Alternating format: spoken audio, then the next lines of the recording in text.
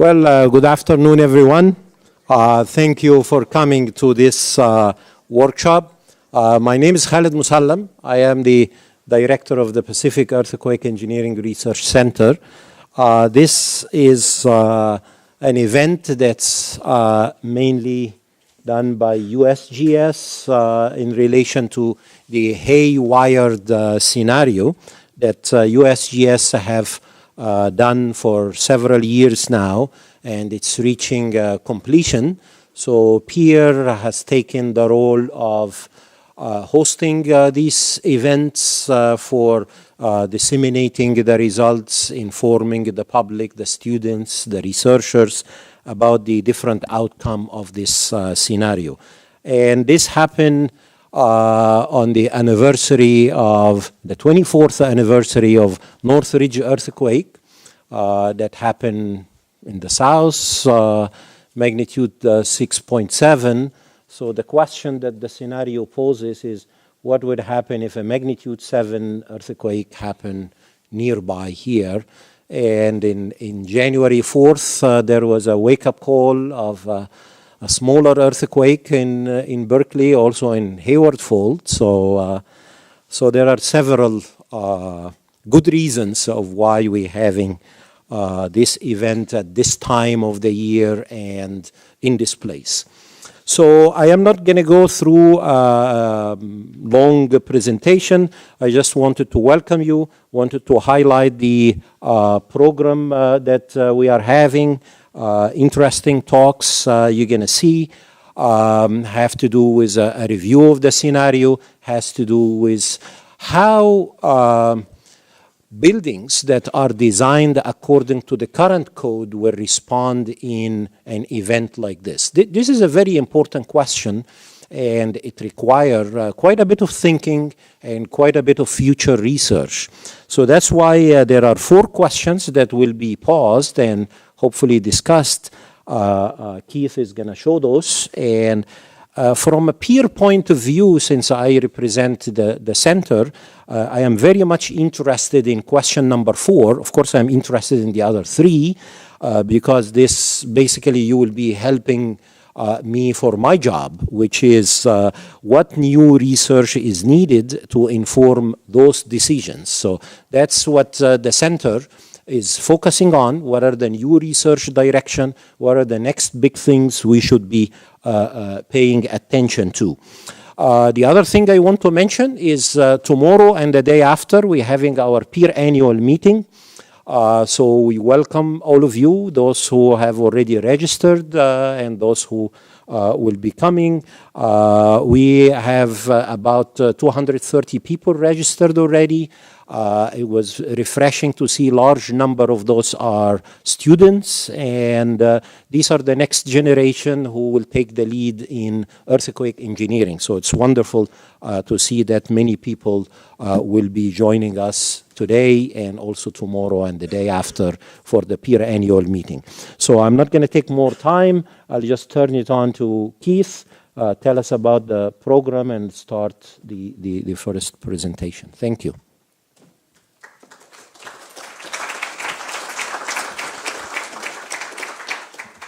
Thanks, Khalid. Today we're going to be talking about one aspect of the HayWired disaster planning scenario, and Dale is going to introduce that scenario to us. That one aspect is the performance of new buildings. So we're not going to be talking about lifelines, we're not going to be talking about existing buildings, just new buildings and the codes, building codes expectations for the performance of those new buildings. Dale will introduce the scenario to us. Then I'm going to tell you about how we have used the scenario as a lens through which to view the building code. And I'm going to talk to you about one option for enhancing the seismic performance of new buildings. Then our friend Laura Samant, who's a consultant here in San Francisco, is going to introduce another option for enhancing the resilience of new buildings.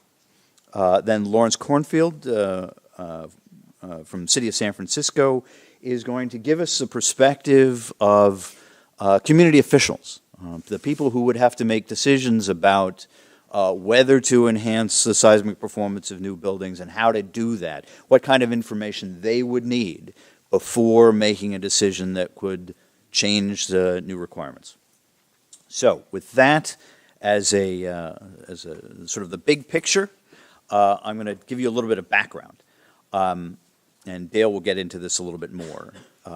This scenario, this HayWired planning scenario, is one of a series that has been produced under Dale Cox's direction for the USGS's Science Application for Risk Reduction program. The safer scenarios include the shakeout scenario, arc storm scenario, the safer tsunami scenario, and now the HayWired scenario, and Dale will talk about one more. They're all single, realistic depictions of one disaster, a big one, one that is worth planning for, but not, one that is not so big that it, you just sort of throw up your hands and say there's no point. HayWired focuses on a hypothetical earthquake in the San Francisco Bay Area.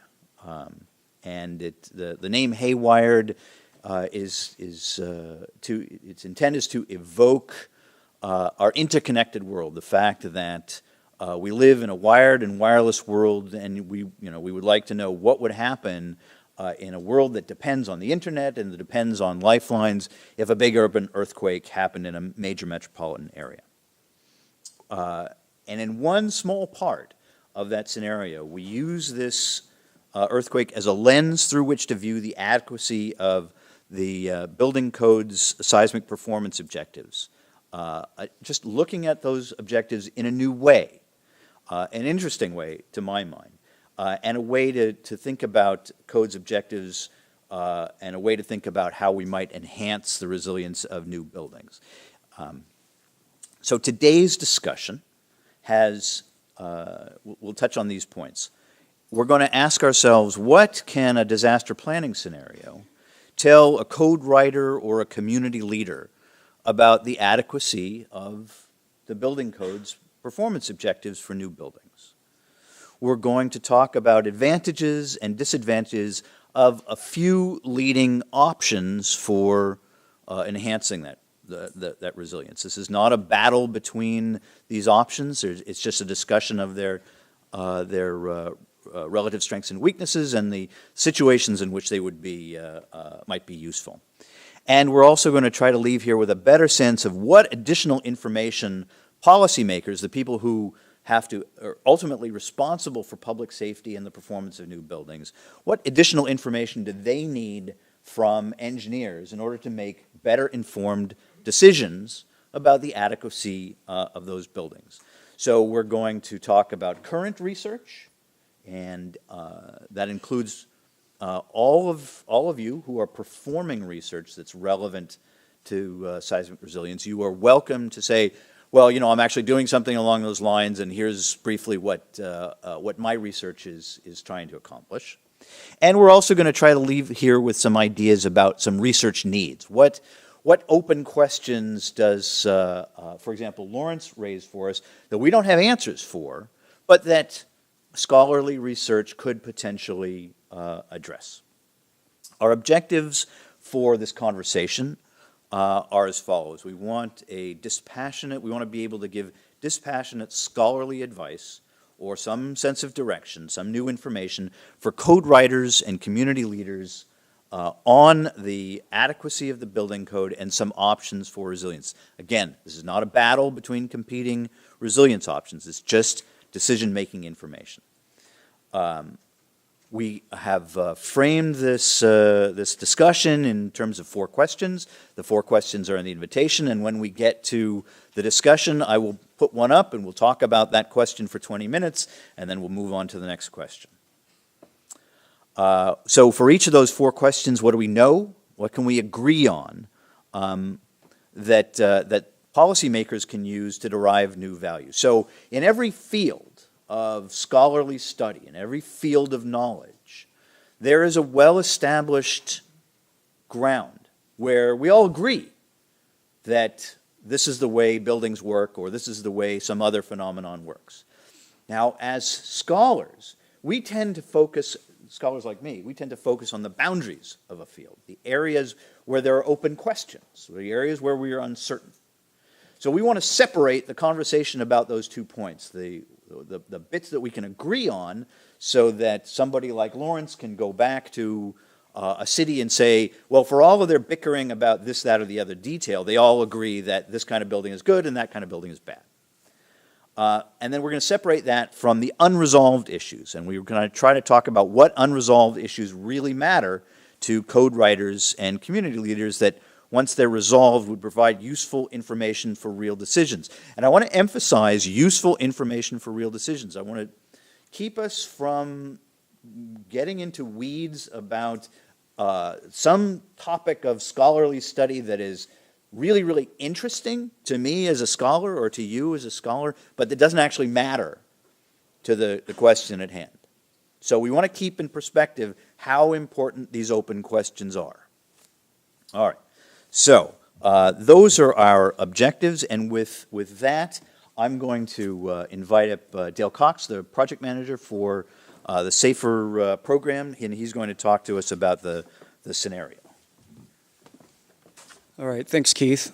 I have about 8 minutes, a 5-minute movie, and I'm going to have 1 minute of messing around with this computer. So, blind.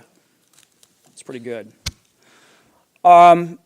So, I'm the project manager of, there it is, of a group called Science Application for Risk Reduction within the U.S. Geological Survey. So, as the name implies, we apply science to reduce risk.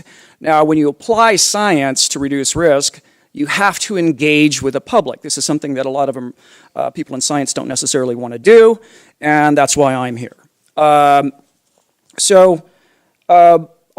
Keith said, our first scenario was a shakeout scenario, and when we built the scenario, we built it with the community. So we reached out to the water purveyors, the firemen, the electrical transmission people, people that manage the ports, et cetera, and said, okay, what is this earthquake going to do to you? And we also wanted to engage the public, and so we created something called the Great Shakeout that would happen. It would be an earthquake drill like they do it in Japan, and that we would ask the schools to do that at least once. It turns out that it is now an annual event in California and around the world, and even Japan does the Great Shakeout. So their second one was Arc Storm, and that was about a winter storm somewhat like 1861, 1862, which you're probably not aware of, but it flooded the whole Central Valley of California. And we looked very specifically into things like what happens if you have this atmospheric river. By the way, ARK means atmospheric 1,000. On a scale you have to be determined, because there isn't really a scale for these sorts of things on the West Coast. We wanted to point that out just to get the public's head around that sort of thing. And so we also looked at what these atmospheric rivers might do to recently burned areas. This information came into play just recently in Santa Barbara and Ventura County. Then our tsunami scenario is, as Keith mentioned, what would happen if you had a Tohoku-sized earthquake on the eastern Aleutians, and now we're on to HayWired. So we are supposed to innovate the application of science. So we're not going to just redo shakeout over and over. So we're looking at different things on every one of these scenarios. And this one, we decided that building codes matter, and we really needed to look at that. On the previous scenarios, we targeted our audience to be emergency managers. In this case, we're looking at our target audience is business and lifeline continuity operators. These are the people that manage your public transportation, your roads, your water systems, etc.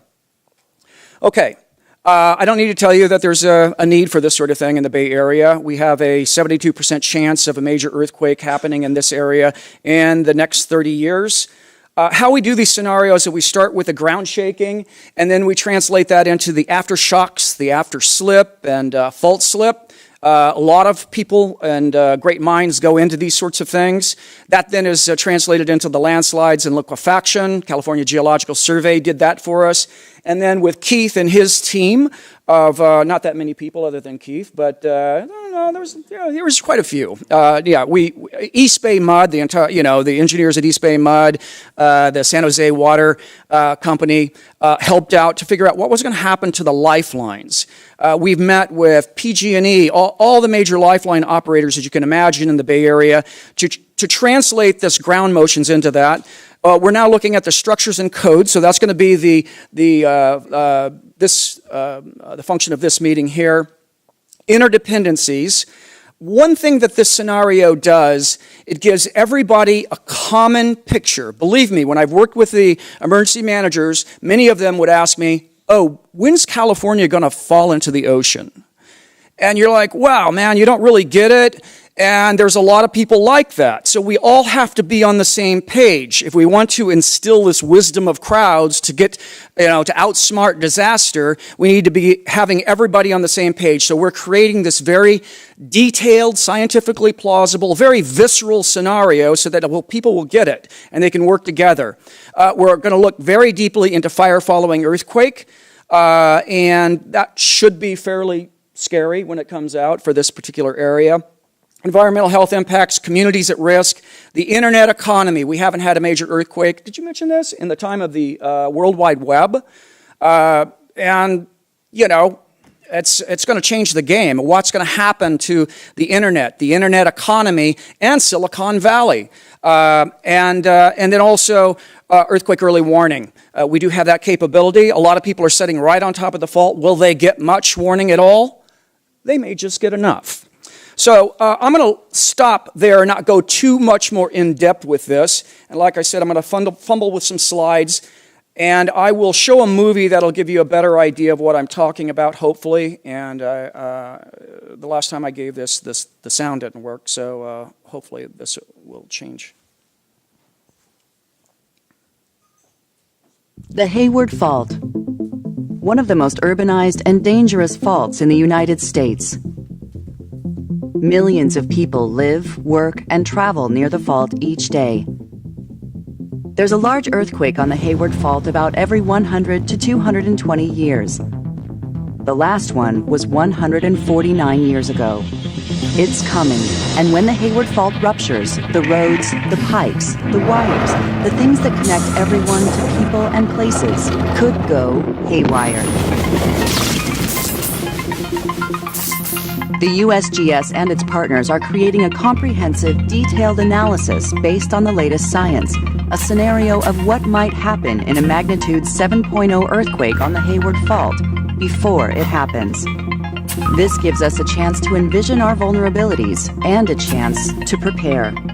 We will share this new scenario with the public on April 18, 2018, the anniversary of the 1906 Great San Francisco earthquake. The following scenario explores the possibility of a HayWired Fault earthquake. It is not a prediction, and a real earthquake on the HayWired Fault could occur at any time and may behave quite differently. April 18, 2018. 4:18 p.m. The earthquake begins. With an epicenter at Oakland, the rupture races 52 miles along the fault towards Fremont and Richmond at speeds of 7,000 miles per hour. In Berkeley and Hayward, the ground shifts 3 to 5 feet, ripping through buried pipes and wires. The USGS shake map shows areas of violent and extreme shaking and very heavy damage. Some areas get as much as 25 seconds warning before strong shaking begins, and that strong shaking can last more than 30 seconds.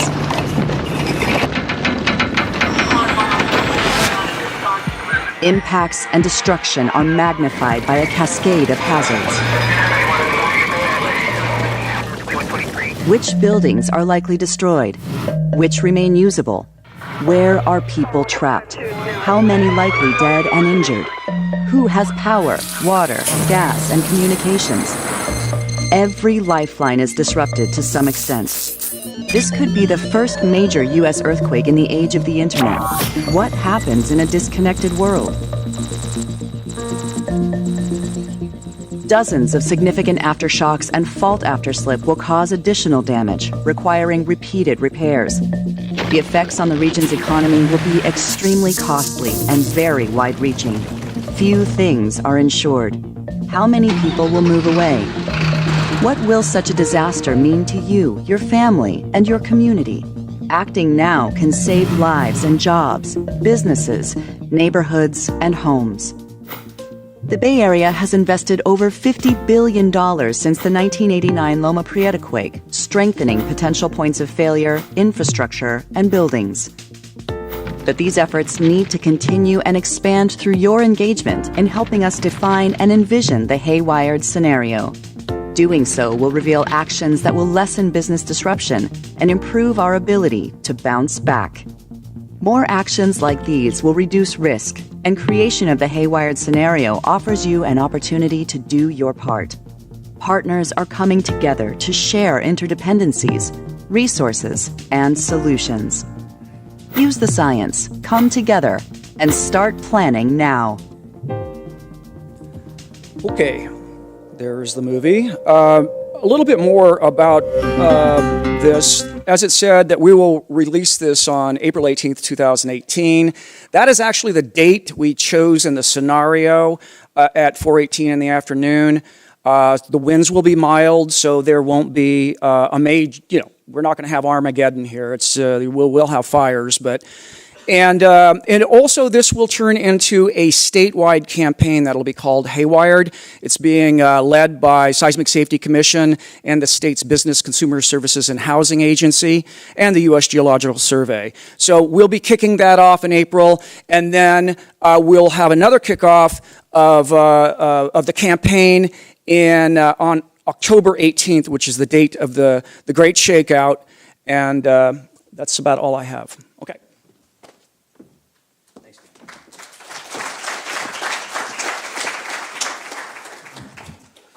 Now it's my turn to fumble with the computer.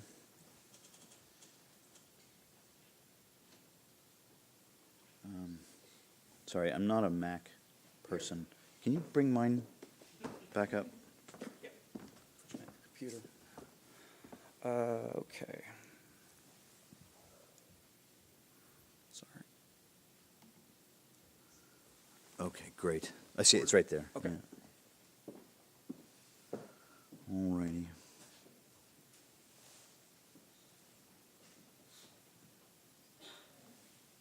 So let me speak to you for about 5-10 minutes about viewing the building code through the lens of a disaster planning scenario. I want you to imagine you could snap your fingers and make every building in the San Francisco Bay Area magically new. It looks the same, but suddenly it complies with the requirements of current code. So we're not talking about today about existing buildings. We're only talking about new buildings. So if you could do that, every building would have an estimated average 6% collapse probability if the MCER shaking, that is the mapped level of shaking in the building code, occurred at that spot. Every building, let's assume that make the same assumption that the ASCE 7 committee made. ASCE 7 is the committee that sets seismic design requirements. Let's imagine that every building has the same exact assumed collapse probability distribution that the code assumes, that the probability distribution of their collapse capacity is just as assumed in ASCE 7. Let us assume that new buildings exhibit the same ratio of number of red tags per collapse and number of yellow tags per red tag that we saw in existing buildings in the Loma Prieta and Northridge earthquakes. Now, for those of you who are not familiar with the tagging system that is in ATC 20, basically it is a placard that you put up that inspectors, safety evaluators go around after a big earthquake, and they look at a building and they say, this building looks unsafe, and they put up a red tag. Or this building should be limited in its use to this particular area or this particular period of time, and they put a yellow tag on. Or they say, we don't see anything wrong with the building, and they put a green tag. Collapse, red tag, and yellow tag, all three of those impair the use of the building. And then what would happen? So you've snapped your fingers and magically the whole building stock has changed and these first three conditions exist. And then an earthquake like the Hayward Fault, the HayWired Scenario occurs. Now the scenario is depicted in a couple of papers by Agard and others. More than a dozen USGS scientists published these two papers almost 8 years ago. So what would happen to the building stock? Well, here's what we can estimate would happen in terms of collapse. The solid red line here is what we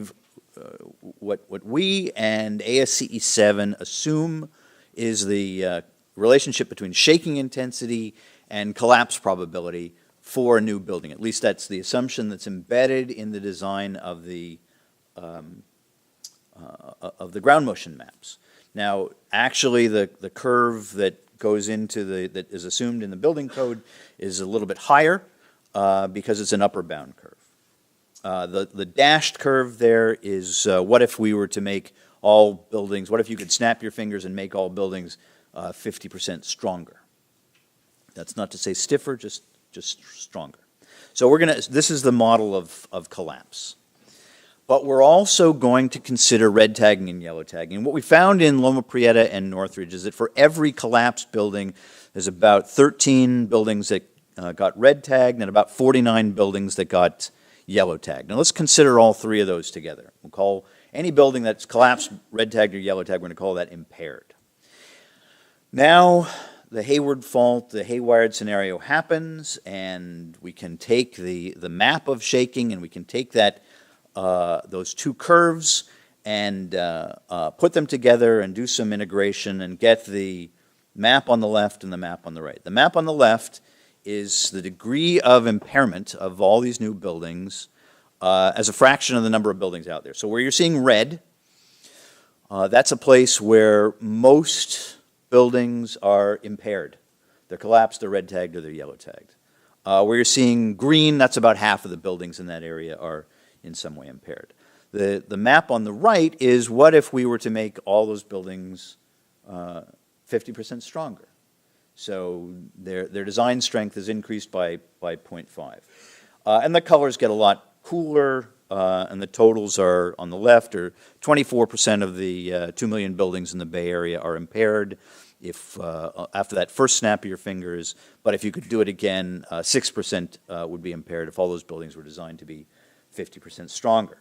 Here are those quantities broken out in terms of collapse, red tag, and yellow tag. So the estimate is 500,000 impaired buildings out of 2 million, or roughly 24% of the 2 million Bay Area buildings are impaired. For all buildings performing exactly as the code intends them. And 6% impaired if all buildings were designed to be 50% stronger. Here's that same information in a pie chart, and the interesting thing to look at here is that the little black slice that you can barely see says 0.4% of those 2 million buildings collapse. That really thin black slice is what the code is actually deliberately targeting. Now, the code does a lot of other things. It does try to reduce damage where it is practical to do so, but when it comes to strength, that black slice is what the code is trying to accomplish. And it does a pretty good job of protecting life safety, but when you add in the red tags and the yellow tags, maybe it's less desirable than we would like. We performed, as part of this study, a scholarly study of public opinion. The study was performed in collaboration with social scientists who know how to perform public opinion surveys. And we asked the public, we asked several hundred Californians and several hundred people from the central United States what they expected from new buildings in the big one. And we didn't quantify the big one in much more detail than that because the public kind of understands what the big one is, but they don't understand earthquakes in the same terms that structural engineers think about earthquakes, with shaking levels and probabilities and so on. So the public said that they would expect new buildings in the big one, 22% of the respondents felt that if buildings just remained life safe and people generally didn't die, that would be sufficient. But the majority of respondents felt that new buildings should be at least occupiable after the big one, and ideally fully functional. Again, the red is what we're actually shooting for in the building code, but the public is saying that they prefer the yellow or the green. They also expressed a willingness to pay what it would take to accomplish that. And as it turns out, they're willing to pay what it would take to accomplish that goal. Now that's the bit that the HayWired Scenario produced. I wanted to add in one sort of hot off the press piece of news. This comes from a study by the National Institute of Building Sciences called Mitigation Saves that performed benefit cost analysis of designing new buildings to various levels of strength and stiffness. So what if we designed all new buildings to be 25% stronger and 25% stiffer than is required? What if we designed them all to be 50% stronger, 2 times as strong, 3 times as strong, etc.? The map you're seeing here is the maximum level of additional strength and stiffness that would be justified on a benefit cost basis. And what it shows is that, at least for this analysis, most of California, it would be cost effective to build buildings up to 2 or even 3 times as strong as the code requires across most of California. And that cost effectiveness includes property loss, life safety, business interruption, and a bunch of other things. Here's the benefit cost ratios that come from designing to that maximum efficient level of design. The benefit cost ratios reach as high as 8. You can vary that level of additional strength county by county, and the cost effectiveness varies county by county because of the seismicity and other factors. And in Southern California and near large active faults, you see that designing new buildings to be much stronger and stiffer than the code requires can be very cost effective. All right, so that's all just to sort of offer you a new way to look at code objectives and one possible alternative to code minimum that's stronger and stiffer. But I want to bring up Laura Samant, who's going to tell you about state-of-the-art and, I guess, state-of-the-practice in designing buildings using performance-based earthquake engineering.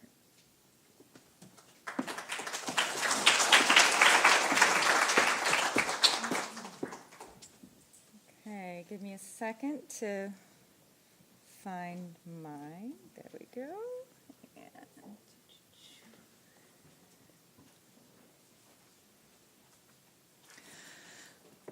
Hi, I'm Laura Samant, and I'm a consultant. I help communities understand, communicate, and manage their earthquake risk. I am not an expert in performance-based earthquake engineering, but the reason I'm here is because I've been working for the last 4 or 5 years on the ATC 58-2 team, which is continuing development of the FEMA P58 methodology, which is state-of-the-art, state-of-the-practice, performance-based earthquake engineering methodology. And my role on that team has been as the head of the stakeholder products team, and that is the team that's trying to communicate what is performance-based earthquake engineering and why should you use it to non-technical users. And I just want to acknowledge the other members of my team. Some of the concepts that I might be showing today were developed by them. They are Cheryl Rubinovitz, Tom Tobin, Marianne Phipps, Lori Peak, and David Marr. So thanks to them for all of their work over the last 4 or 5 years. I'm going to start at the beginning, which is, what is performance-based earthquake engineering? This might seem a little basic for this audience, but part of the job is explaining what it is to the people who get to make decisions about it. Why should you care about this? Why should you care about resilience? So basically, it's an engineering approach that uses information about the consequences of earthquake damage to a building. So, in other words, a building's performance. For example, FEMA P58 methodology calculates structural damage, non-structural damage, repair cost, repair time, the probability that you'll get an unsafe placard or a red tag, the chance that you'll have casualties, and carbon impacts of repairs. Now, this one has not yet been added to the methodology, but it's something that FEMA's been working on for a number of years and will be added soon. So essentially, the methodology also quantifies the uncertainty of each of these at different shaking, different ways of looking at shaking. So basically what this is it provides information that can be used to guide decision-making about buildings, that can be used to enhance resilience, promote resilience, or not. Basically, it's information. And it can be used however a building owner chooses to use it. So let's compare, for a new building, designing a new building, how does a performance-based earthquake engineering approach compared to a more standard code-based approach for a building? So a code-based approach is basically you follow a series of rules. The code tells you to calculate these things, and then there's some statement about the performance your building will have, but it's not very well defined. So this table sort of does a comparison. So for structural damage, there's an expectation that a new building designed to code will be, the structural damage will be at or below a level at which safety is generally accomplished. Non-structural damage, it doesn't necessarily get very specific about that, but we know that some components are designed to remain in place at when shaking occurs. Casualties, again, there's an expectation that safety is implied. But it doesn't say much about some of these other performance measures in the table. Now, for a performance-based approach, it is about aiming at a specific performance. And you can say what you want your performance to be and create a design that achieves that with a specific level of certainty. And a performance-based approach can comply with the rules of the code or not. They're fundamentally different approaches to the way you design a building. So you can use a performance-based earthquake engineering approach for a lot of different things. On the slide I have 4 examples of building type projects that you could use. The first 2 are for new buildings. You can design a new building for high performance. For example, if you want a new building that you can know with some degree of confidence that you'll be able to be back in that building relatively rapidly after an earthquake, you can do that. The second one is, I've slightly euphemistically termed it improved design flexibility. It's more commonly known as code equivalency. That basically means you are designing a new building, but you're not actually meeting all the rules of the code, but you are demonstrating to the building official that the building is essentially equivalent in performance to what you would expect from a code building. This is commonly used, or not common, it is, we're seeing it used for some of the new high-rise buildings in big cities. The third and fourth one up here for existing buildings, you can evaluate the risk of your buildings with existing buildings with certainty using a performance-based analysis. And the fourth is a seismic retrofit. You can design a seismic retrofit and really quantify what you're getting from that retrofit in terms of enhanced seismic performance. The most common current usage is number 2. There's a strong business case for this. It often will allow some people to build their building higher than code allows, or using some sort of non-standard system that code doesn't allow, or they can get more square footage in. So developers find that maybe they can save money by doing this. And the reason I'm pointing this out is that this is not increasing resilience. This is, in some ways, it's like value engineering your building to get the most you can for every dollar, as opposed to enhancing the resilience of our community. So this is a very simplistic diagram I'm going to show, but again, looking at how does a code-based approach compare to a performance-based earthquake engineering approach. In a code-based approach, basically, you design your structural system to meet the standards of the code. Obviously, you're also meeting the needs of your clients. But a performance-based approach has at least 2 more steps. And the first step is that you have to decide what performance you want. And that's not as easy as it could sound, so you have to think about that. And the step at the end is you have to make sure you're meeting that performance. and make adjustments to meet that performance. And that can be done just for the structural system, or it can even be done at a component level. Let's say you need your HVAC system to perform in a specific way, or equipment that you purchase. You can do the analysis on all of those systems as well. So basically, a performance-based approach requires more thought and possibly time and expertise than a code-based approach. So looking at this from the perspective of someone who makes decisions about buildings, a building owner or a project manager in an organization that is building a building, they think about a lot of things when they're taking on a building project. And earthquakes sometimes is one of those things. Sometimes it's not. Sometimes they just say, build it to code, that's good enough. But as part of the ATC 58-2 project, we conducted a number of interviews with building stakeholders, including a number of building owners. Some of them were corporations or institutions like universities or local governments like an airport authority or something like that. And these organizations already do care about earthquake risk, but they all told us that earthquakes are on their list of things they care about, but it's one of many, many, many things on their list, and it's never on the top. They care about, business objectives, aesthetics, locations, so many other things, and always at the top is cost. So performance-based earthquake engineering, it's a more sort of bespoke approach to your building. I can't tell you exactly how much more or not that it costs, but there are aspects that affect the upfront cost of the building. That means the initial construction. And they are time set to figure out what are your performance goals, what do you need to achieve about this building. Time to conduct additional analysis to make sure you're meeting those goals.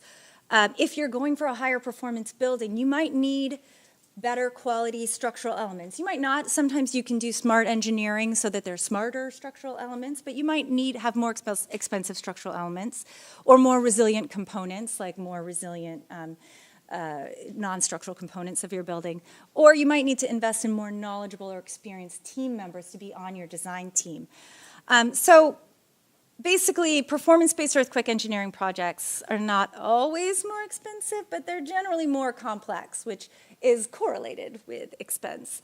Up front, the idea, of course, is that you get a long-term payoff. You're investing in the future in a better performing building. So I hope this diagram is not too small. This is a draft product of the ATC 58-2 team. This was development of this infographic was led by David Marr and his team. So basically, here we have 5 rows. And the 5 rows represent different sort of performance goals that you could have. Not exactly goals, but the top one is protective systems. The second one is enhanced code. The third one is basic code. And then the bottom 2 are existing buildings. And the first 3 columns on the left are showing under a moderate earthquake or a major earthquake or an extreme earthquake, a pictograph of what what you might expect your building to look like, a cartoon after the shaking. And the other columns are showing sort of consequences of the major earthquake. So here one is showing, casualty risk can vary. The chance of getting an earthquake placard can vary. The downtime you can expect that you're out of your building can vary. This green bag is the initial cost of the building. The red bag is the post-earthquake repair costs. And then the final column is carbon impacts associated with repairs. And the idea here is that you can communicate those. It's a simple way to communicate to non-technical people what you get for that initial investment of time and energy and likely funds, what you get for what you invest.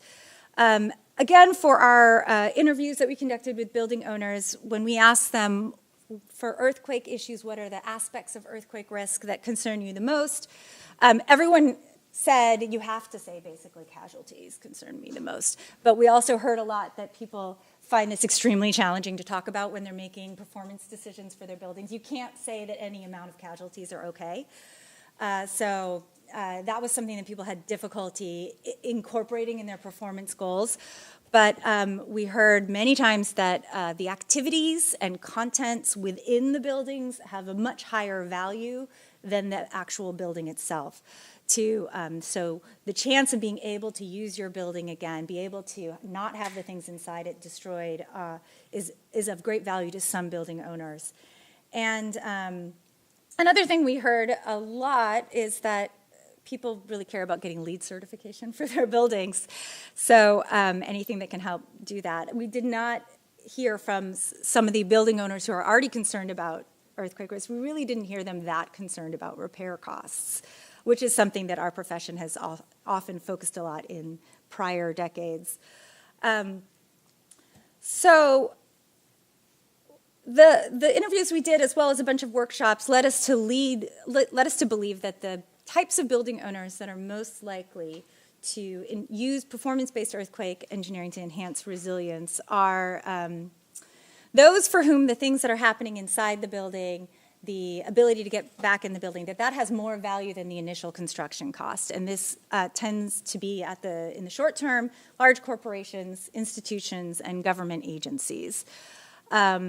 And they're most likely to be interested in performance-based earthquake engineering when quick reoccupancy is very important to them. The building represents a significant financial investment.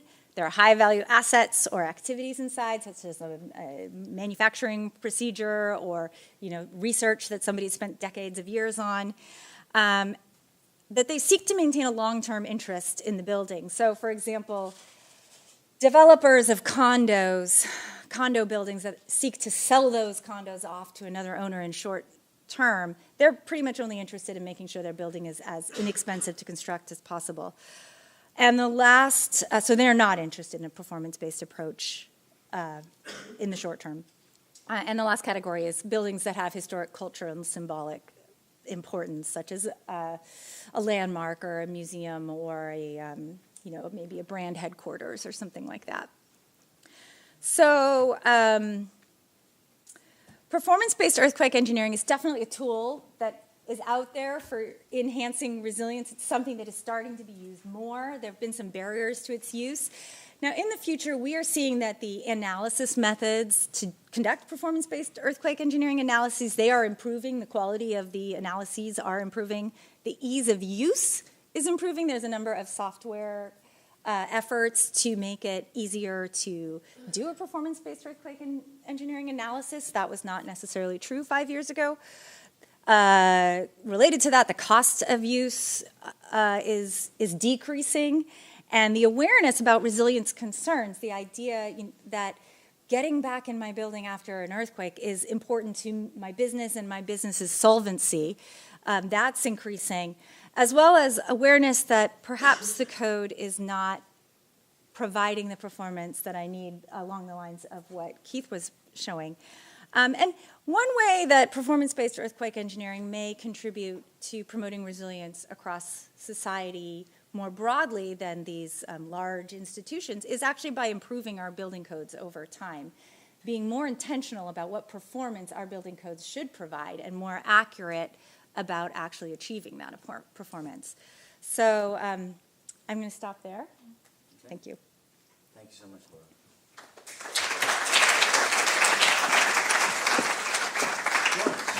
Lawrence Cornfield is going to give us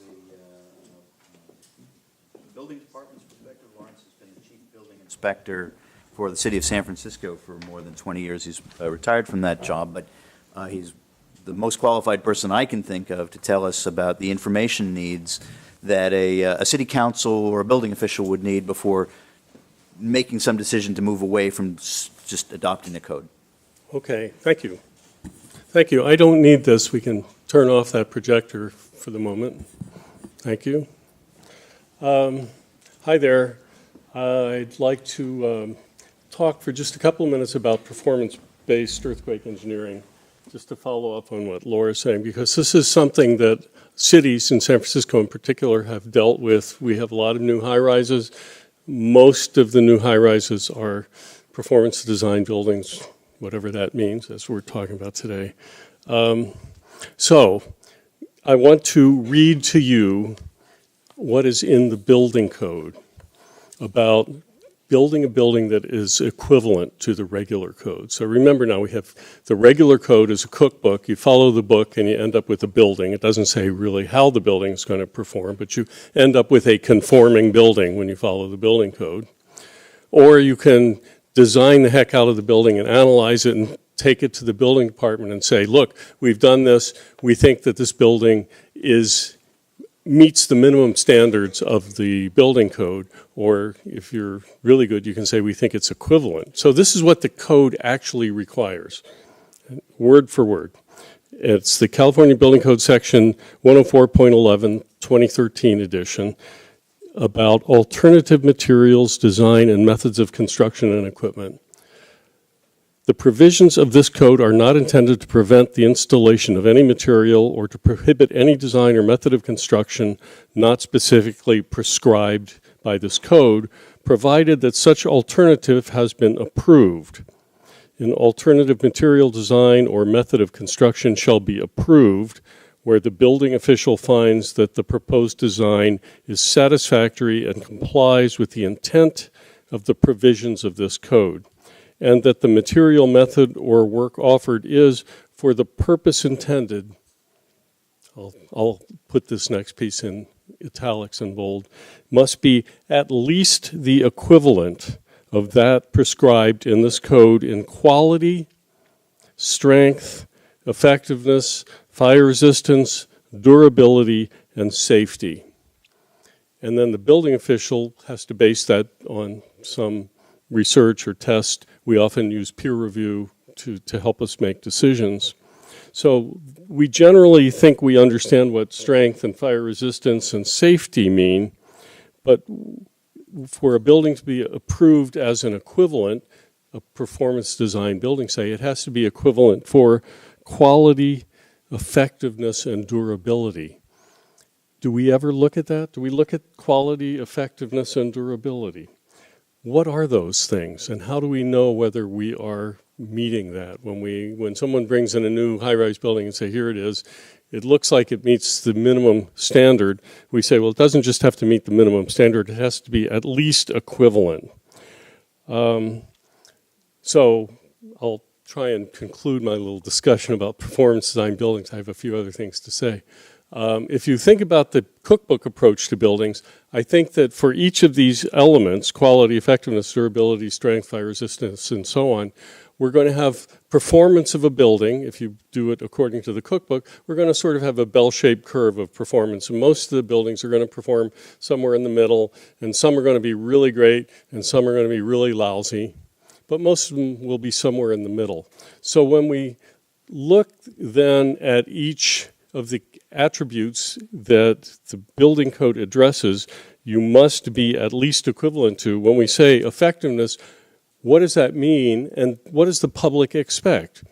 So if I think about, if I think about the issue of durability, say, I think about repairability. A building, the public may expect, since I am actually interpreting the building code on behalf of the public, right, because I work for them, the public might expect that a building is going to be able to last for a certain length of time. You know, it's not going to last 20 years or 30 years. In San Francisco, buildings last a long time. They don't get torn down. In fact, once it's over 50 years old, it's a historic building, and you can't tear the darn thing down. Okay, so I say, okay, somewhere in the center of this curve for durability is what the public is going to expect. That means it has to be, if there's an earthquake, we expect it to be repairable the way a prescriptively designed building might be repairable. So one of the things to put on the research agenda is to discuss and try and identify what the code really imagines the outcome of quality, effectiveness, and durability to mean, and how do we draw parallels to that when we look at performance design buildings. Those things are actually neglected but required. Okay, I will not hammer that any further. A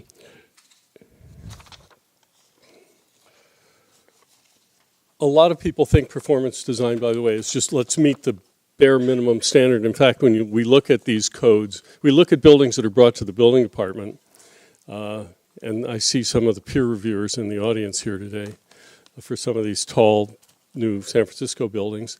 We see buildings which just squeak by the minimum standards of the code, and most of the performance that we think we're going to get is just on the side, it's just acceptable.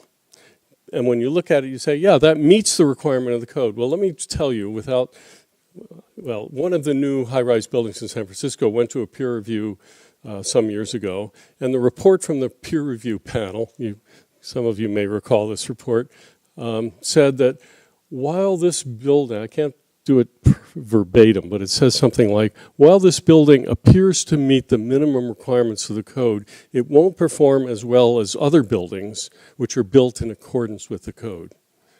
What the heck does that mean? That means it's just barely going to meet the code, but it's not going to be there in the middle of that curve that we're talking about. We don't have the confidence that that curve provides us. So there's a whole issue of confidence here that I also want to ask you to address. Confidence in building performance. Do you recall that, you guys? That was Loring Wiley writing about the infinity, as I recall. Yes, I see. As Laura mentioned, most of the time performance engineering I see is used for value engineering. How can we build this building cheaper? There are few times when I see people say, how can I make a better performing building? And one of our goals, I think, is to figure out how we can transfer our knowledge and understanding of performance-based design, ATC 58 and other things, so that we can more generally apply it. The big issue that Laura Samant mentioned is cost. Everybody wants to know cost. Your next research agenda item has to be, what is the cost of changing building performance? That is the bottom line question that everyone in city government wants to know. There's a new housing project under design in San Francisco, public financed. It is going to be a very high performing, I think, immediate occupancy building, which has no additional intended construction cost. Unbelievable. It's wonderful. David Marr, structural engineer for this. And so I said, based on that concept, how about if we put in our goals for people who are designing buildings for the city that we want immediate occupancy performance at no additional price, but we'll pay a premium for the design, because we know it costs a lot more money to design this building. You got to put a bigger team together. It takes a lot of time. And I just floated this idea a couple of weeks ago, and it didn't get very far before the engineering staff in the city said, "No, can't do that. We can't do that." So we need to have a body of information that I can pull out and say, but actually you probably can, and here's some background that shows that you can do that.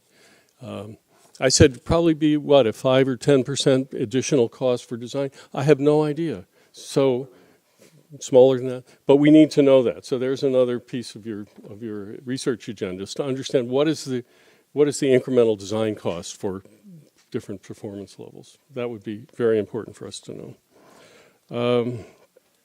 Okay.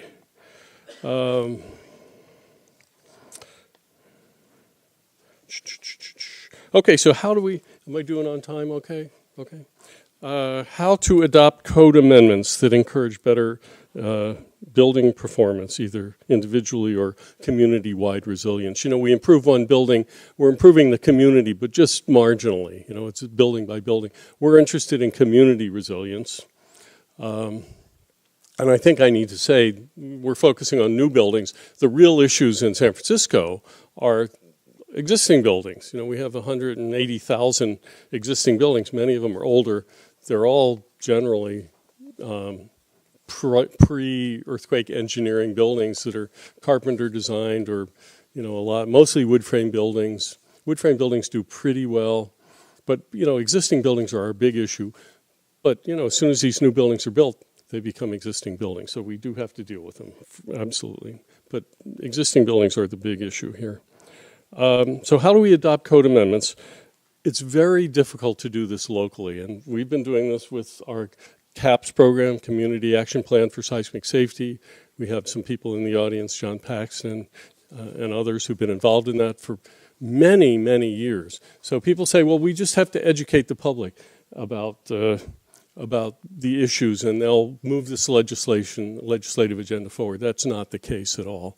It took our community action group meeting years to try and get concepts so that we could all agree on the concepts and much less the goals, and then try and convert those goals into some kind of legislative program.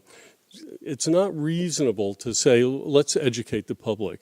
You may be able to introduce the concept of performance, building performance, but trying to educate the public is not, my experience.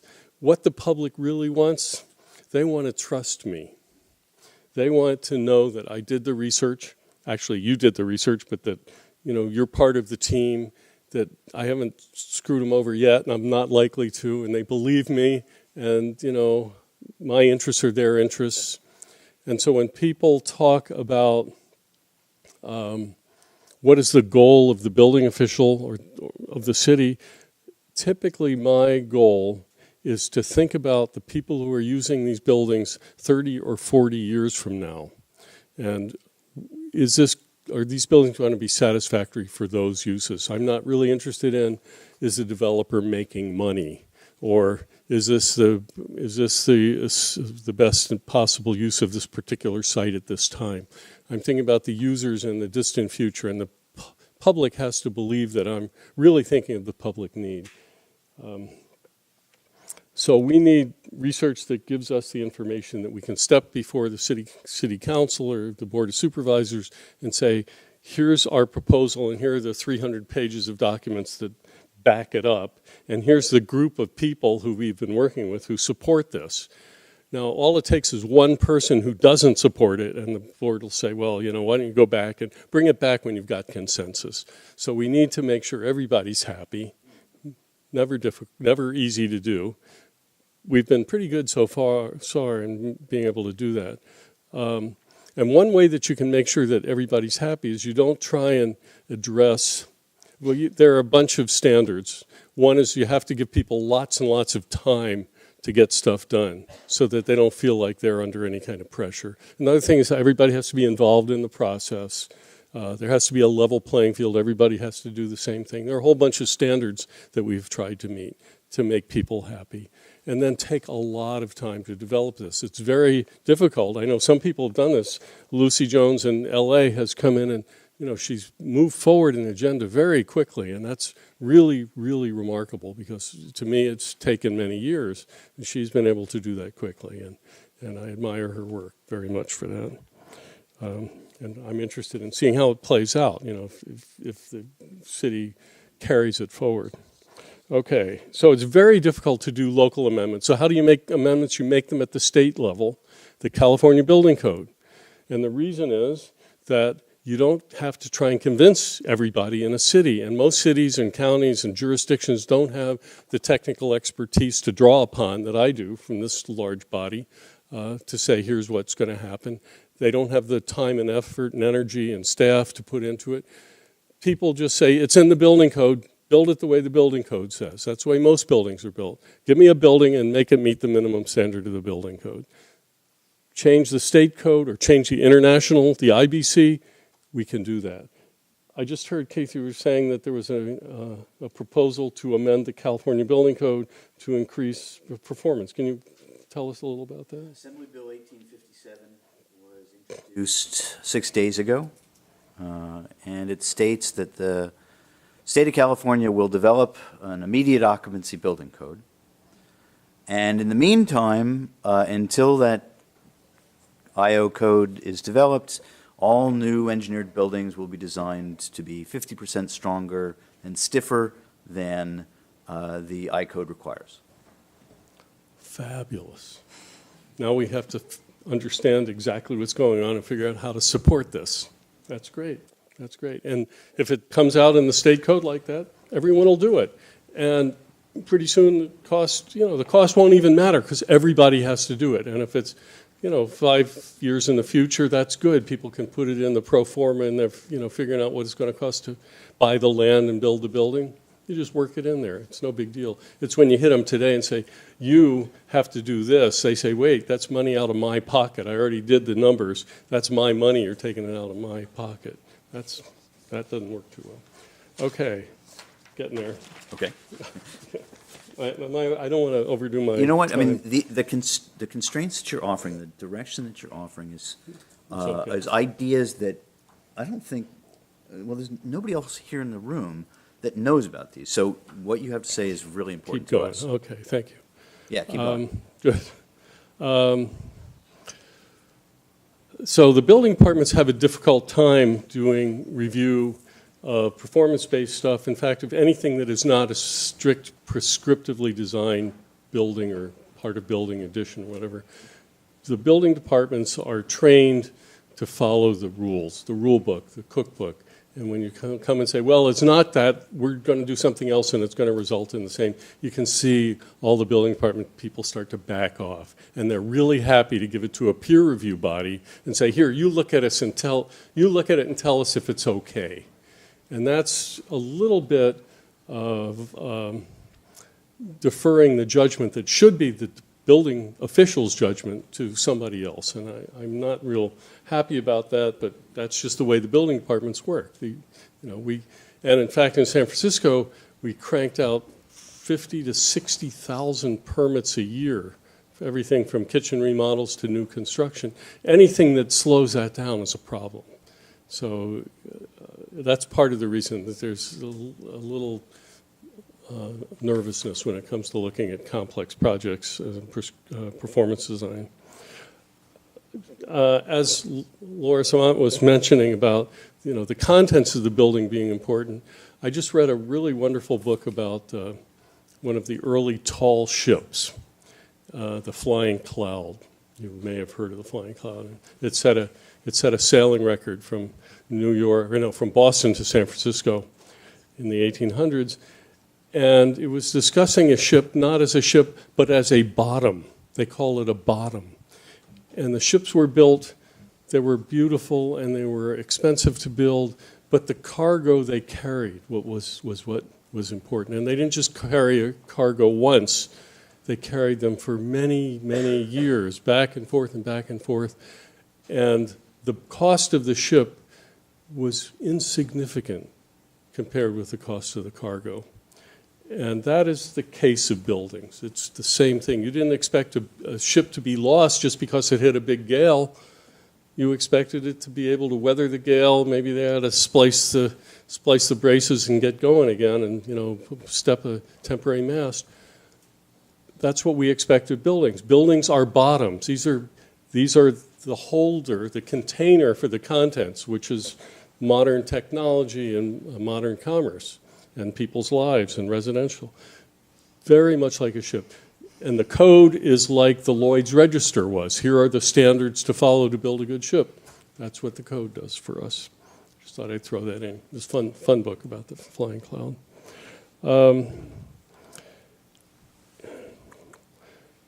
Okay, so what does the public expect from buildings?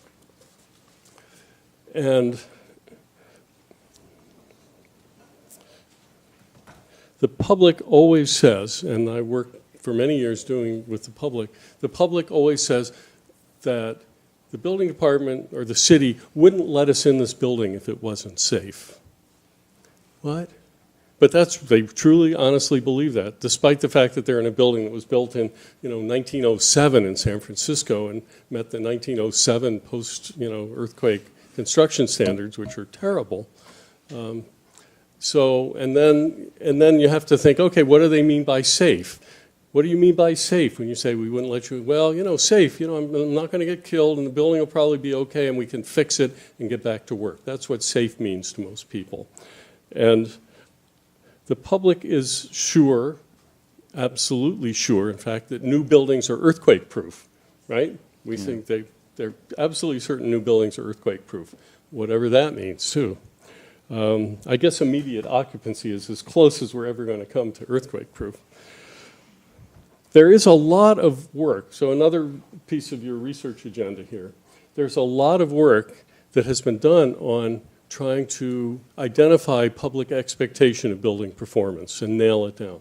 Keith just talked about work that he'd done. Laura Samant talked about work that they had done in the ATC 58 project. I worked with Charlie Kircher in the tall building study that PEER did some years ago, and we went out and we did a whole series of interviews with building owners and occupants and developers about what they expected from building performance. The CAPS work did that. We have a lot of work, and it's dispersed all over. We need to collect it and sort it and understand it so we don't have to keep doing this work over and over. I think we have enough data now. I really do. And I think maybe we can sort it for different types of buildings, different types of uses, and we can say, here's what the public wants, and maybe there are some modifiers in there we're going to have to add. The work's been done. Okay. Our job is to collect it all. Thank you. Another piece of work we need to have done is to understand the performance of new buildings. We have, in San Francisco, passed an ordinance that requires the seismic retrofit of almost 5,000 soft-story buildings. That's an enormous project. And as you drive around San Francisco, you see contractors everywhere doing this. It's a great thing. It's going to save a lot of lives, but it will also, probably more importantly, although you're not allowed to say this, more importantly, it will save a lot of lives. It will save housing in the event of a major earthquake. And it will keep the city's resilience on a higher level. But we have not put strong motion instrumentation in a single one of those buildings. So we don't actually know how these buildings are going to perform. All we're going to do is go out and look at them and say, yep, this one's still standing. Well, and this got some cracks in it here or there. We actually need instrumentation, not just of fancy new high-rise buildings or special buildings like base isolated buildings. We need to instrument buildings that are in everyday use, including non-ductile concrete buildings and other buildings, so that as we move forward to develop plans for retrofit or resolving our most serious problems, we understand exactly what we're getting. And we're going to have some kind of earthquake, right? We get little earthquakes. We have to be able to understand how to extrapolate the data we get from the strong motion work. So that would be on my research agenda. We talked about cost.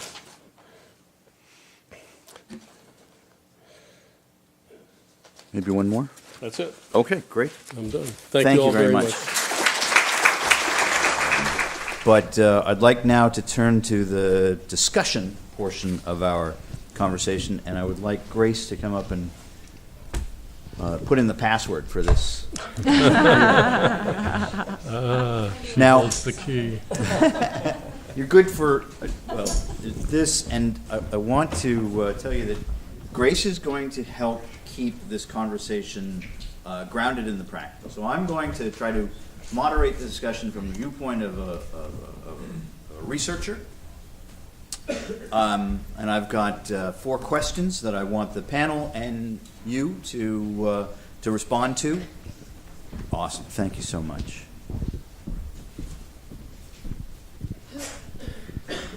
And if we get too much into sort of the clouds, Grace is going to bring us back down to professional practice. So question number 1 that I'd like to discuss for the next 15 minutes or so is, what can a scenario say about building code adequacy that code writers ought to consider?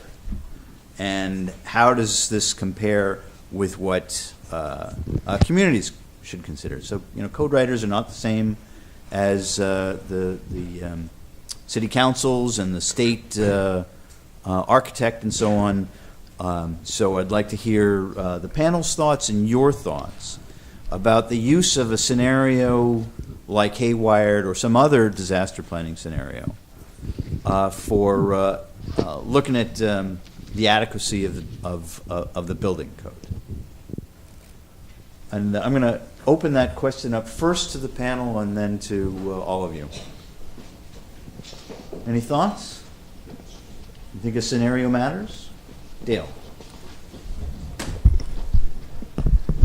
That your bad building also has an impact on the entire neighborhood. So if your bad building is red tagged, it could mean that those that are right next to it will be uninhabitable as well. And that's something that you don't get from the code, which looks at buildings in isolation. Khalid, you have a point? I just want to echo what he said based on what we saw in Napa. There were several good buildings that performed well, either because they were designed well from the beginning or they were retrofitted, but they were shut down because the building next to it collapsed. So I just want to echo what you just said based on the real observation. And there is a peer report that documented things like that. So, yeah. Quick. So I'll just say that a scenario is actually an extremely valuable communication tool, especially to non-technical stakeholders.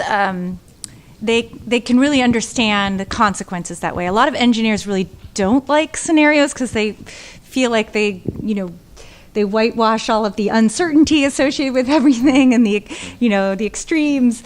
But again, in these interviews that we conducted with a bunch of stakeholders, they all said, tell me one scenario, or maybe some of them were open to hearing about 2 or 3 different scenarios so they could get a range of perspectives as the most effective way to communicate consequences of an event and help them make decisions about it. And also in terms of code writing, I'm not personally involved in the code development process, but it has a lot of different stakeholders that weigh into our codes, including construction professional. It's not only engineers who decide these things. And so a scenario is a good way to communicate our engineering knowledge to all of the different stakeholders that make decisions that affect construction.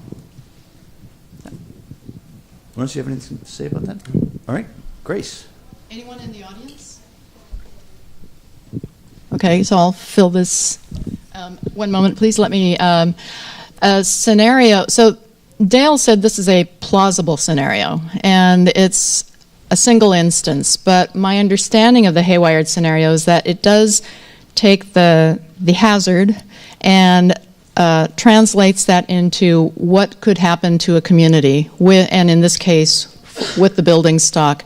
And I would ask us to consider both structural and non-structural components. As engineers, I know that we can focus on certain components that we can be in control of, but Lawrence talked about the effectiveness and the durability of buildings, and very often this is tied to the function of the building and the contents and how the building is used.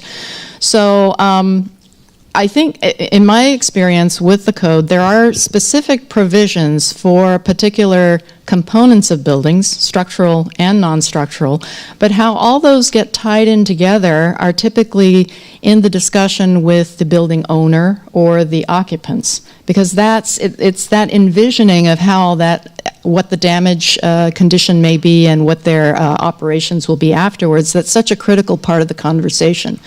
So, Laura, to your point, this may be bespoke engineering, but I think similar to the due diligence that we as individuals would take for healthcare or looking at options for what's in it for our future, I think it's worth doing, because with the particular expertise of those who are trained, who can help envision consequences, there can be a lot of useful discussion that comes out of it beyond code. What is code? And maybe it ties to some, as Lauren said, some somewhat vague terms, but some performance objectives or some objective of occupancy of a building. But beyond that, I think it's very particular to who might be in that building 5, 10, 20 years from now. And I think it was Laura who said that it's the owners with the long-term vested interest who will typically have this discussion because they care about this. People who will construct a building and flip over the ownership, they will be motivated by other drivers, I think. So building code adequacy that code writers should consider, I think the scenario offers an opportunity to go and expand the discussion beyond the code itself, which is extremely prescriptive, very cookbook, and can be extremely narrow in the scope. And I think that the level of discussion I think there's a lot of benefit to seeing that level of discussion expand beyond the provisions of the code itself. And so that goes to the second point. How does that compare with what communities should consider?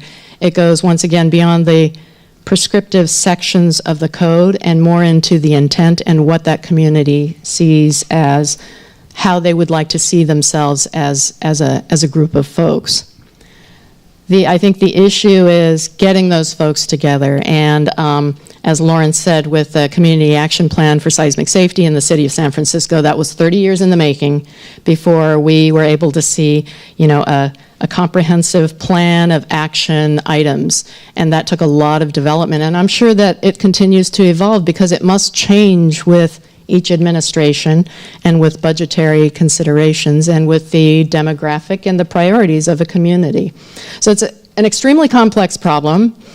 I think a scenario can help people focus in on how might this impact me, and for us as an engineering community, what can we look forward to in the future that may be of greatest service to that community?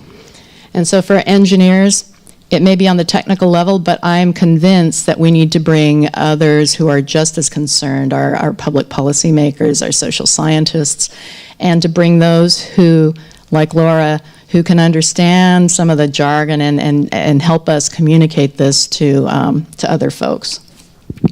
Long-winded response, but that's my thought. Gianpaolo? Okay. It was just about a question for me. Okay, I have a question actually. I was fascinated by the idea of the scenario, and even though the earthquake might not happen on April 18 at 4:18, I was curious if how confident do you feel that in this scenario you will take into account all the interdependencies that might be in the community, because this is the main part. Not at all. We don't think that we have taken into account all the interdependencies. That's just too tall an order. We have tried to take into account a lot of interdependencies. We've tried to make some advances. I'm sorry? Yeah, into the mic. Oh, sorry.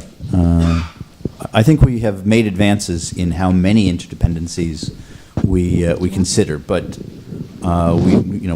we can't claim to have considered them all. I think Cheryl had a. Hi, thank you to everyone. Great conversation. I completely agree with Grace that the code writer's implication from a scenario is to move from the individual building by building thinking to the aggregate effect of the prescriptions that you have for any particular structure. That's it. It's the impacts on the neighborhood, the impacts on the community. The community can use this scenario to see what it is they've bought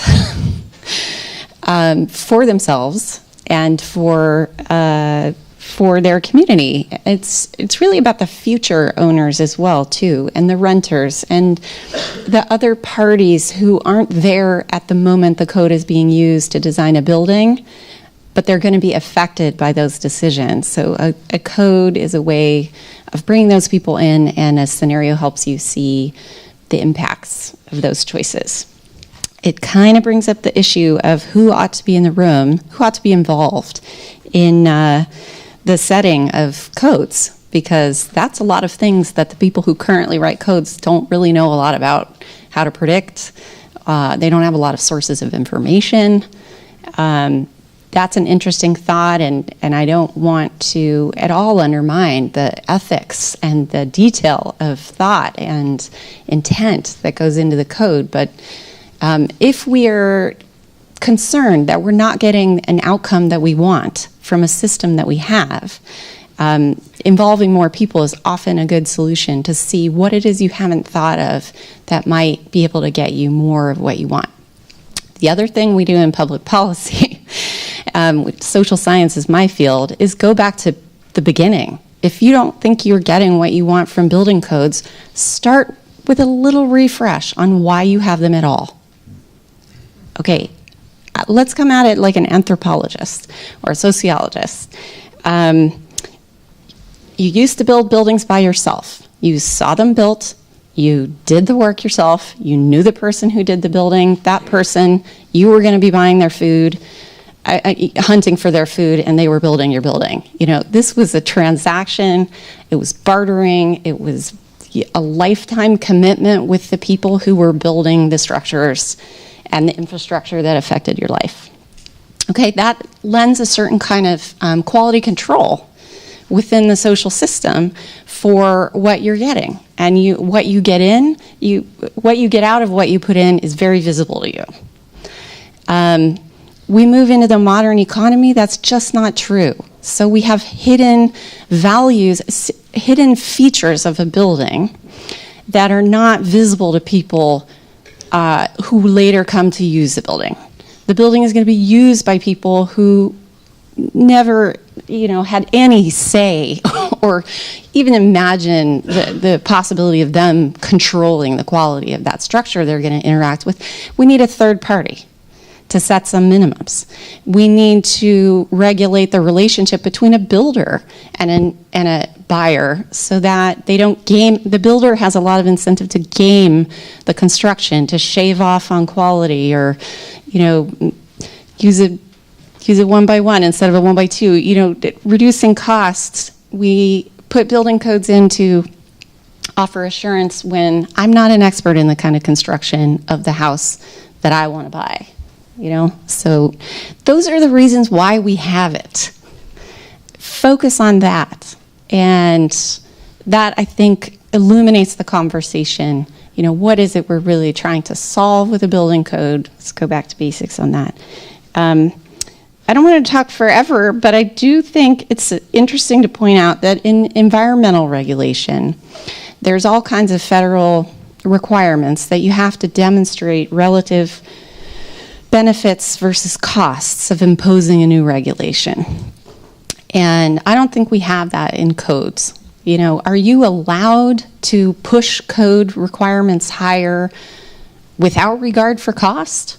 I'm not sure what the law has to say about that. You're not for environmental, public health, and other types of regulations. And a constant consideration when I'm interacting with owners and surveying them and interviewing them, and this is everything from residential owners up through, very high tier people and institutions like Laura was talking about.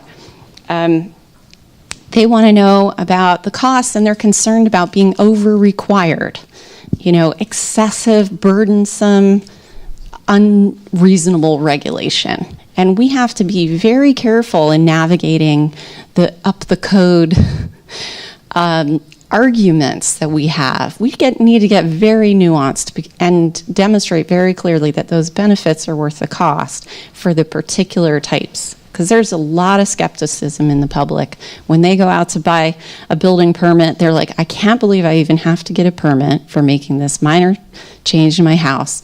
Why do they care if my railings are 2 inches apart versus 4 inches apart? And yeah, there's a reason. A child can get their head through 4 inches and it can't through 2 inches. But all those things add cost and complication and gamesmanship, and we really have to continue thinking about who's it for and what was it meant to do, and be reasonable, more discriminatory in where we care about the prescriptions and where we need higher ones, or maybe could actually relax a few to give more room for the things that matter more. Thank you, everybody, and I'd love to hear some discussion from the panel. At this point, we have to move to the next question. Thank you. Keith, can I get one word in on this? Yeah. Thank you. That was terrific. Thanks for your comments. Scenarios. So traditionally, the building code was a retrospective document. Something happened, there was a big fire, the Triangle Shirtwaist Fire, or some huge event, and then over the next few cycles or years, the building code would get changed to make sure that there were emergency exits provided or something like that. In today's society, we cannot wait for these kinds of catastrophes to occur and then spend a few years thinking about it and amending the code. So I think that a scenario and some of the other ways of looking at what are the impacts of earthquakes and other events allows us to be prospective rather than retrospective as we think about how to make these changes, as you were saying. Holly? Yeah, I just want to add something. And I was really intrigued with what you mentioned about the lack of putting strong motion instrumentation, which also tie with what you say. Imagine we build cars following a code, but then we keep using these cars for 30 years and never take them to the mechanic and never inspect them, never change the oil. And then a disaster happened. Do we expect this car to perform well, even if it was built by Mercedes or whoever? So we don't monitor our buildings well. So we have to think about that and not put all the burden on just the code is the V-note, it's just the start. But we build things for 30, 40 years, and so many things happen. I agree with you, we don't have to wait for a disaster to go and change the code, because we can monitor things, and the scenario would help us tremendously to put the sensors and instruments in the right place on a community scale to know what are we going to monitor. And also quality control your scenarios. Because you can go back 10 years and say, how right were we when we made the scenario? Right. So you improve your validation quality control system over time. I want to move us on to the second question. We've talked about this a little bit. Under what conditions is performance-based earthquake engineering a practical resilience option for new buildings? And Laura's given us a perspective of the ATC 58 and the FEMA P58 project. But I know we have experts in that field here among you. And what about increasing design strength and stiffness? That was the topic that I talked about. And other options such as innovative structural systems like self-centering frames. Under what conditions do we think these are good options for the design of new buildings? I'd like to open this, since we've already had our say about that, I'd like to leave this question with all the attendees. Any responses?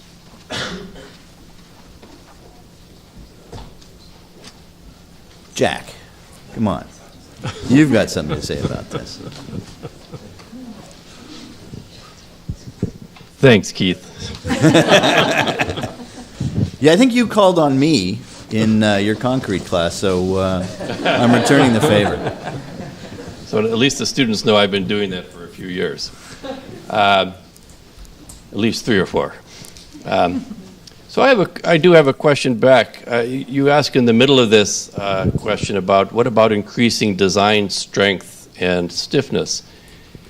It seems that if the intent is to improve resilience in the community and the ability to occupy and use buildings, and if buildings in fact are just bottoms for the contents that they are holding up, and maybe something like 80% of the value is in the contents and the non-structural parts, how does increasing design strength and stiffness improve the resilience and the performance of a building? It seems by so doing, the accelerations on floors are going to go up, and equipment that's supported on floors and contents are going to go for a much stronger ride. It seems sort of a brute force method for improving performance. It may improve the performance of the structure, but it doesn't seem the right direction, at least universally, for making communities more resilient. So I'd like to pose that back to the community or to the group here. Sure. And also ask to what extent were non-structural and contents issues considered in the scenario? I didn't hear a lot about that today. Sure. Let me field both of those questions first. Much of the non-structural damage that happens in earthquakes is to components that are primarily sensitive to peak transient interstory drifts. The gypsum wallboard partitions, the exterior closure, stuff that gets damaged less if the building deforms less. Now, it's true that equipment will get damaged more the greater the stiffness and the greater the acceleration that the building experiences. But in my experience, equipment like the switchgear, the transformers, the stuff that is acceleration sensitive, once you anchor it, it doesn't matter. You know, if it's anchored, it's going to survive most earthquakes. There's very rare cases where you pull out the anchor of a well-installed piece of electrical equipment or a well-installed piece of plumbing. So there are acceleration-sensitive components that do get that that are going to get more damage, like suspended ceilings. It's really hard to make them earthquake-resistant. But the trade-off. There's a big trade-off there. The trade-off is there where you're getting less damage from the drift-sensitive stuff, and the drift-sensitive stuff is way more costly than the acceleration-sensitive stuff. The second question you asked, how does did we account for non-structural in this scenario? No, the scenario, as far as it went, was primarily concerned with collapse. At least that one chapter of the scenario was primarily concerned with impairment, and that's in terms of collapse, red tagging, and yellow tagging. And collapse and red tagging they're primarily structural issues. Yellow tagging, that can be structural, it can be non-structural. There's a much more gray area. Only in that last bit, those last two slides I showed you, the NIBS study, did we consider stiffness as well? Other questions on this, or comments or responses on this question? I'd like to take the word resilience and its context. And we talked about public's perception of performance, which could be very different than engineers' understanding and perception of performance. No building would be resilient if it doesn't have its lifeline to it. So in the context of resilience of buildings and structures, without the context of what feeds to these buildings, we will be vilified the same way when the building stands and nothing gets to it. And you can never get to the building to even repair it.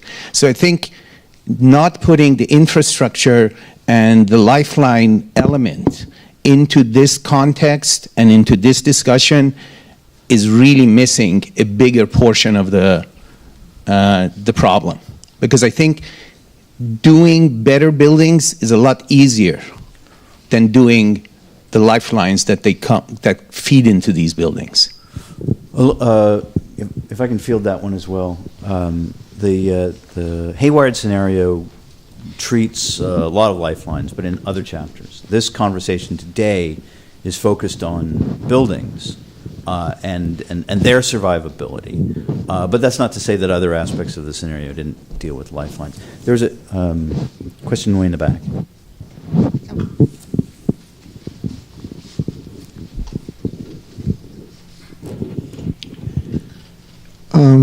Well, it's been brought up, but what's done in Chile, they realized that they need resilient buildings in their earthquake environment.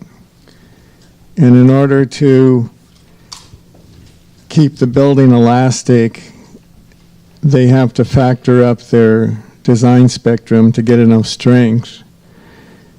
But they recognize so they have a two-pronged approach. The strength to keep the building elastic, but they need energy dissipation to control the accelerations. And if you recognize that, it just makes sense. And they're not spending a lot more money than we're spending in the U.S., but I wanted to make a comment. I really like Lawrence Cornfield's comments. When I first got into this earthquake problem, this goes to the tall ships. The reason we're all in the same boat is that there's no one in the leadership. And I think that's really true. In 2000, when Vision 2000 came out, there was a ATC US-Japan joint workshop in Victoria.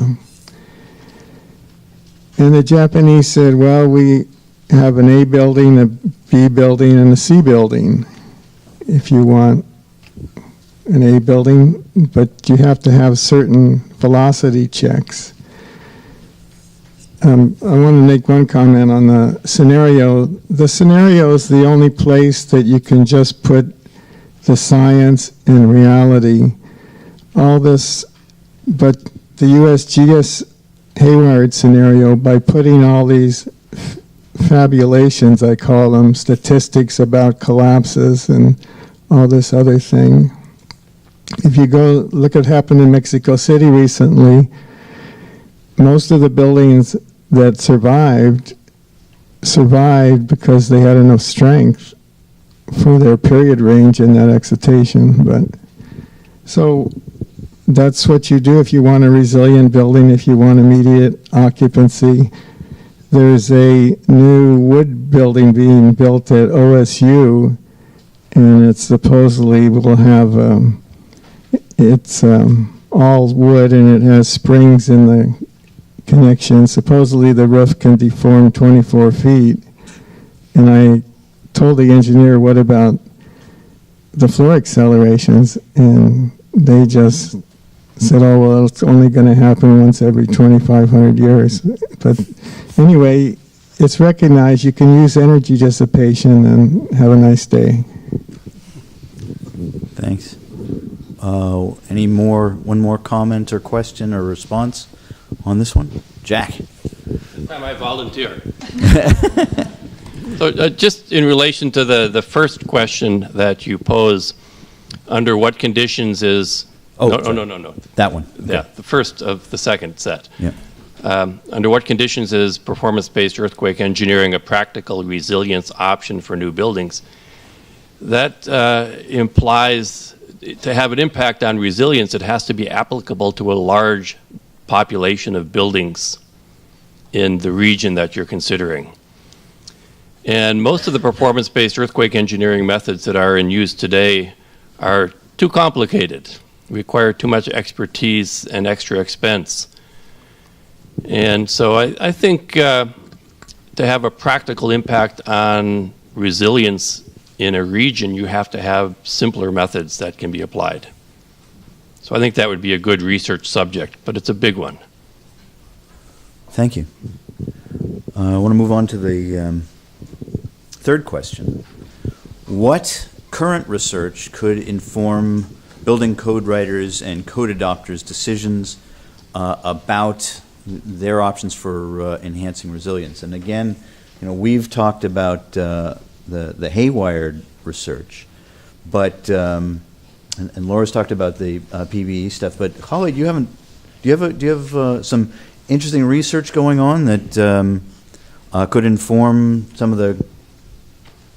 code writers or code adopters' resilience decisions?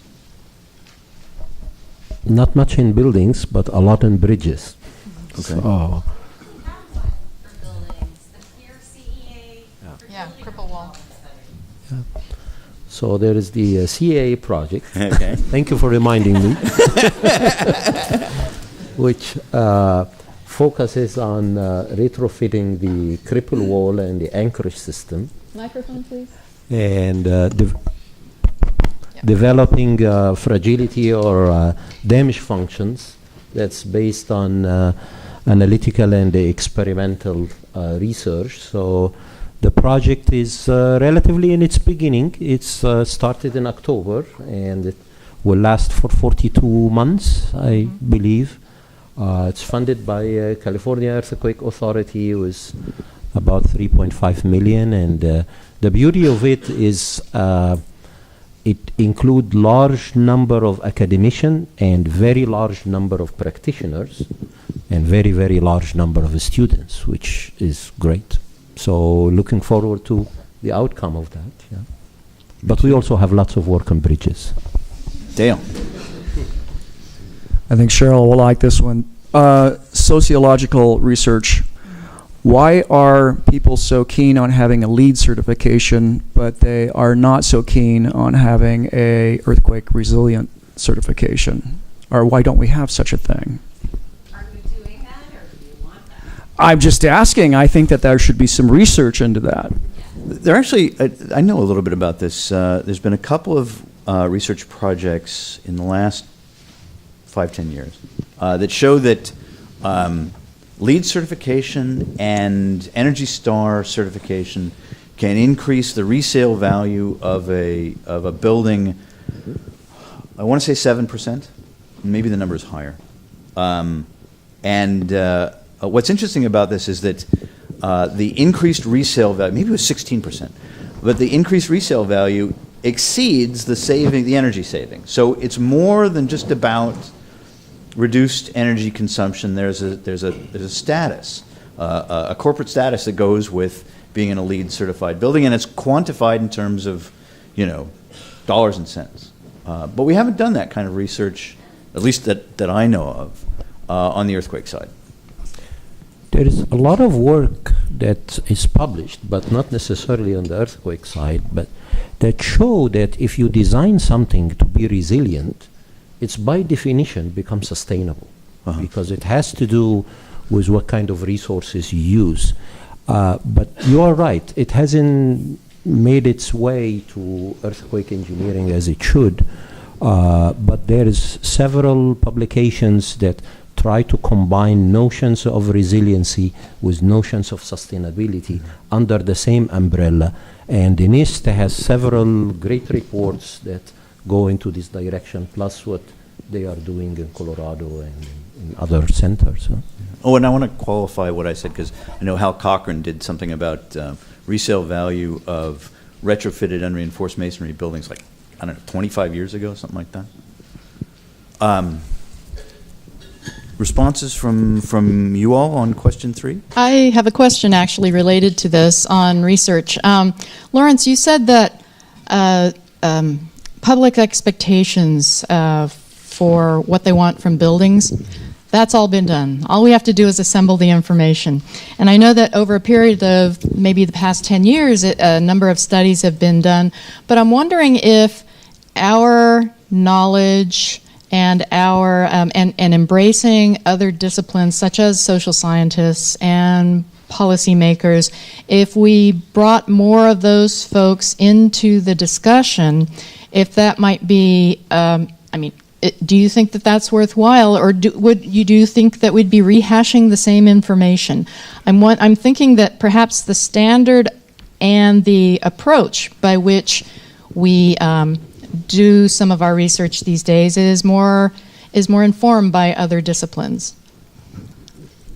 What a wonderful thing. That would be just great to bring social sciences in, to bring economists in, to bring other people in. Engineers are not actually uniquely qualified to interpret the data. Agreed. So that would be a very valuable thing to do. And in fact, I recommend to the students here to read beyond engineering so that you have a broader view of the world, of course, economics. And my most recent favorite book is Thinking Fast and Slow. I don't know if those of you've probably read that. Isn't that a wonderful thing? Expands your horizon. And it's all about communication. And, engineers have sometimes a little difficulty in communicating these concepts. I recommend you read Thinking Fast and Slow. So yes, right on. Okay, just checking. So I have I think a really interesting piece of current research that there's a number of different efforts going on. It's not the most glamorous, but it's just a number of different efforts to really quantify what code is giving us. What you are doing, Keith, is a little bit of that, and also the ATC 58-2 project has been working on that as well. The code is tremendous, like the performance it provides is really all over the map. Different structural systems some of them are really good and consistent performance, and some of them are really probably not meeting the stated goals of the code as they're written. And just shining daylight on that, I think, will really help make a better conversation about what we want our codes to do and what we should pay for our codes to do. So that work is underway, but I think that that's tremendously important.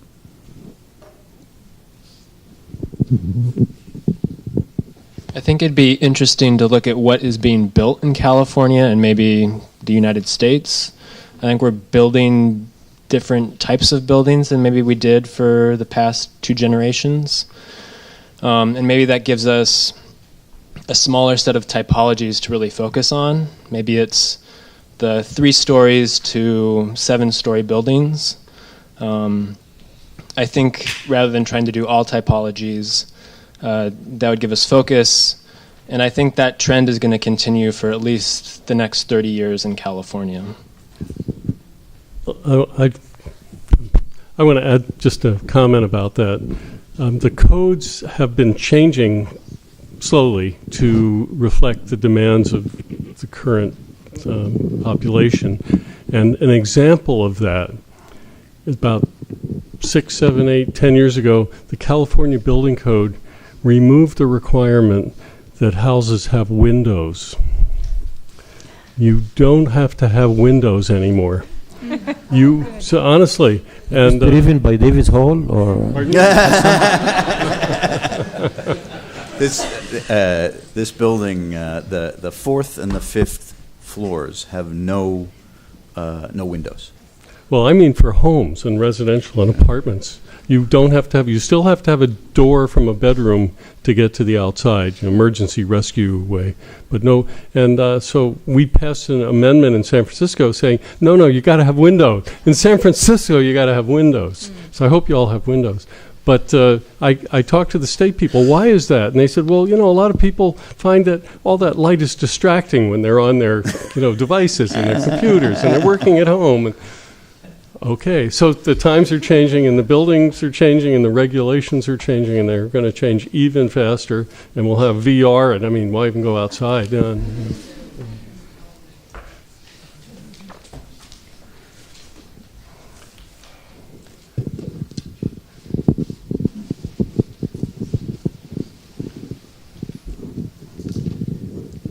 When resilience started to get into the code discussions, the structural engineers of California, particularly the southern section, their seismology committee, there's a lot of discussion because buildings aren't resilient, and it was never clear whether the first meeting when they talked about building resilience was building a verb or a noun. But one of the codes are anti-community resilience, and the biggest problem is these seismic design categories, because once you have an unstable seismic hazard map, you don't know whether you're in or out or what the design standard is. So, but there's another issue when you talk about code writers and code adopters. ATC, when they did the first tentative design provisions, which saddled us with this albatross of seismic design categories, those were tentative provisions, and people were supposed to try them out. But once you develop an elite, they just followed them without making the careful evaluations of what they were doing, and now you can change the code and not even do a design to see how you're impacting it. But there's so many built-in anti-resilience things in our building codes that I think you need to just start afresh in a language that common people can understand.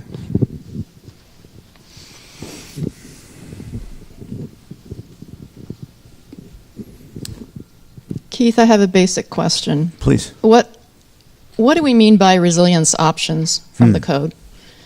Safer building, building with less damage. You talked about immediate occupancy. Ramin talked about the lifelines and the functions needing to feed into the building for it to actually feed into a resilient network of a community. Right. how are we using the word resilience with respect to the code? Because, as I've mentioned before, the code is a bit fragmented, you know, into different sections and different materials and things like that. So a little help with that? Well, I mean, I think of resilience in terms of the 3Ds, dollars, deaths, and downtime. But I don't think that I don't think that we need to limit our conversation to what I think resilience is. You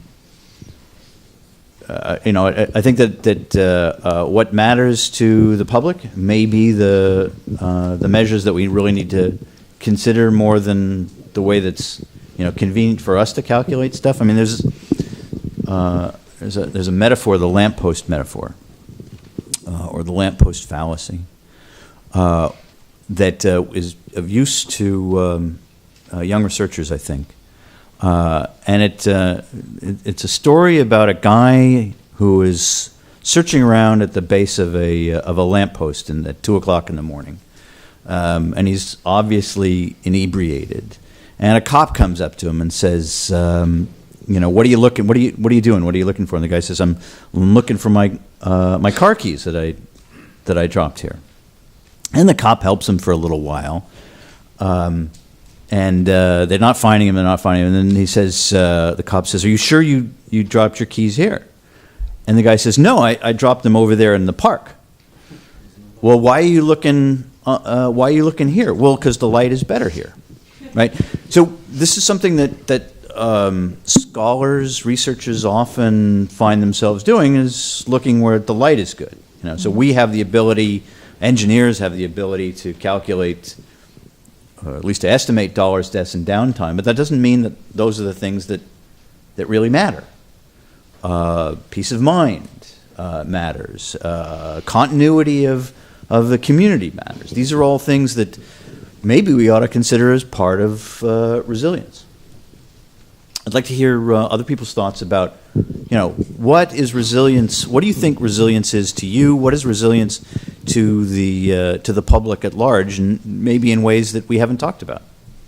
So it relates a little bit to that. I want to address the fact that, as you just mentioned, we can do all the computations, all that. We feel confident in that. What isn't clear is what is the design objective that society really wants. And that's going to dictate how the building code is going to be driven. We can crunch the numbers. What is the resilience? What is the performance we're actually after? And I want to put that in perspective. Take a homeowner or a car owner. Tell them you have to do preventive maintenance on your stuff. It's like, oh no, but I want to put, you know, a new frame and redo the windows because it's visible and it's good. So they will say it's important to them, but they're not going to put the money to do that. So I think we need a really good branch, a good part of social scientists and policymakers, not just polling people, but seeing what is their actual willingness to spend money. So that goes in the Think Fast, Think Slow that I haven't read yet, but it's on my to-do. We talked about it at lunch. And it's this thing that we say things, but we're not maybe willing to put the money where our words are.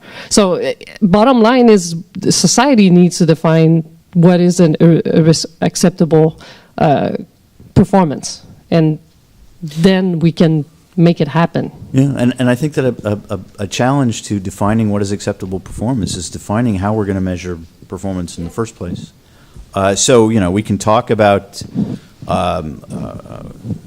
impairment, collapse, red tag, yellow tag. We can talk about long-term repair costs. We can talk about how many buildings, how many houses are unoccupiable after the big one. I know that Rachel Davidson, I think, is leading some research to try to understand the public's expectations about the performance of lifelines. And what little I know about her research is that she's using Twitter to try to get sort of firsthand people's responses to, you know, to the earthquake. What are they reacting to? And I'm sure there's other interesting ways to learn about what the public is actually thinking about, even if we can't go out and, even if it's hard to go out and ask them. I wrote down something that Lawrence said, which was the public wants to trust me. And I've actually seen that. The public doesn't really want to spend that much time thinking about earthquakes. They want to know, most people want to know that there's a diverse group that thinks hard about these things and makes a good decision. And in a sense, our code process, people who are involved in the code process do put a lot of thought, and the objective that they've come up with is pretty safe. And we're having a dialogue now that maybe that's not a good enough objective. So I think your question is right. The public needs to have, and it's easy to say, I want it to be immediate occupancy, but then people don't necessarily put the money where, when it comes to actually shelling out money on their own, they might scale it back.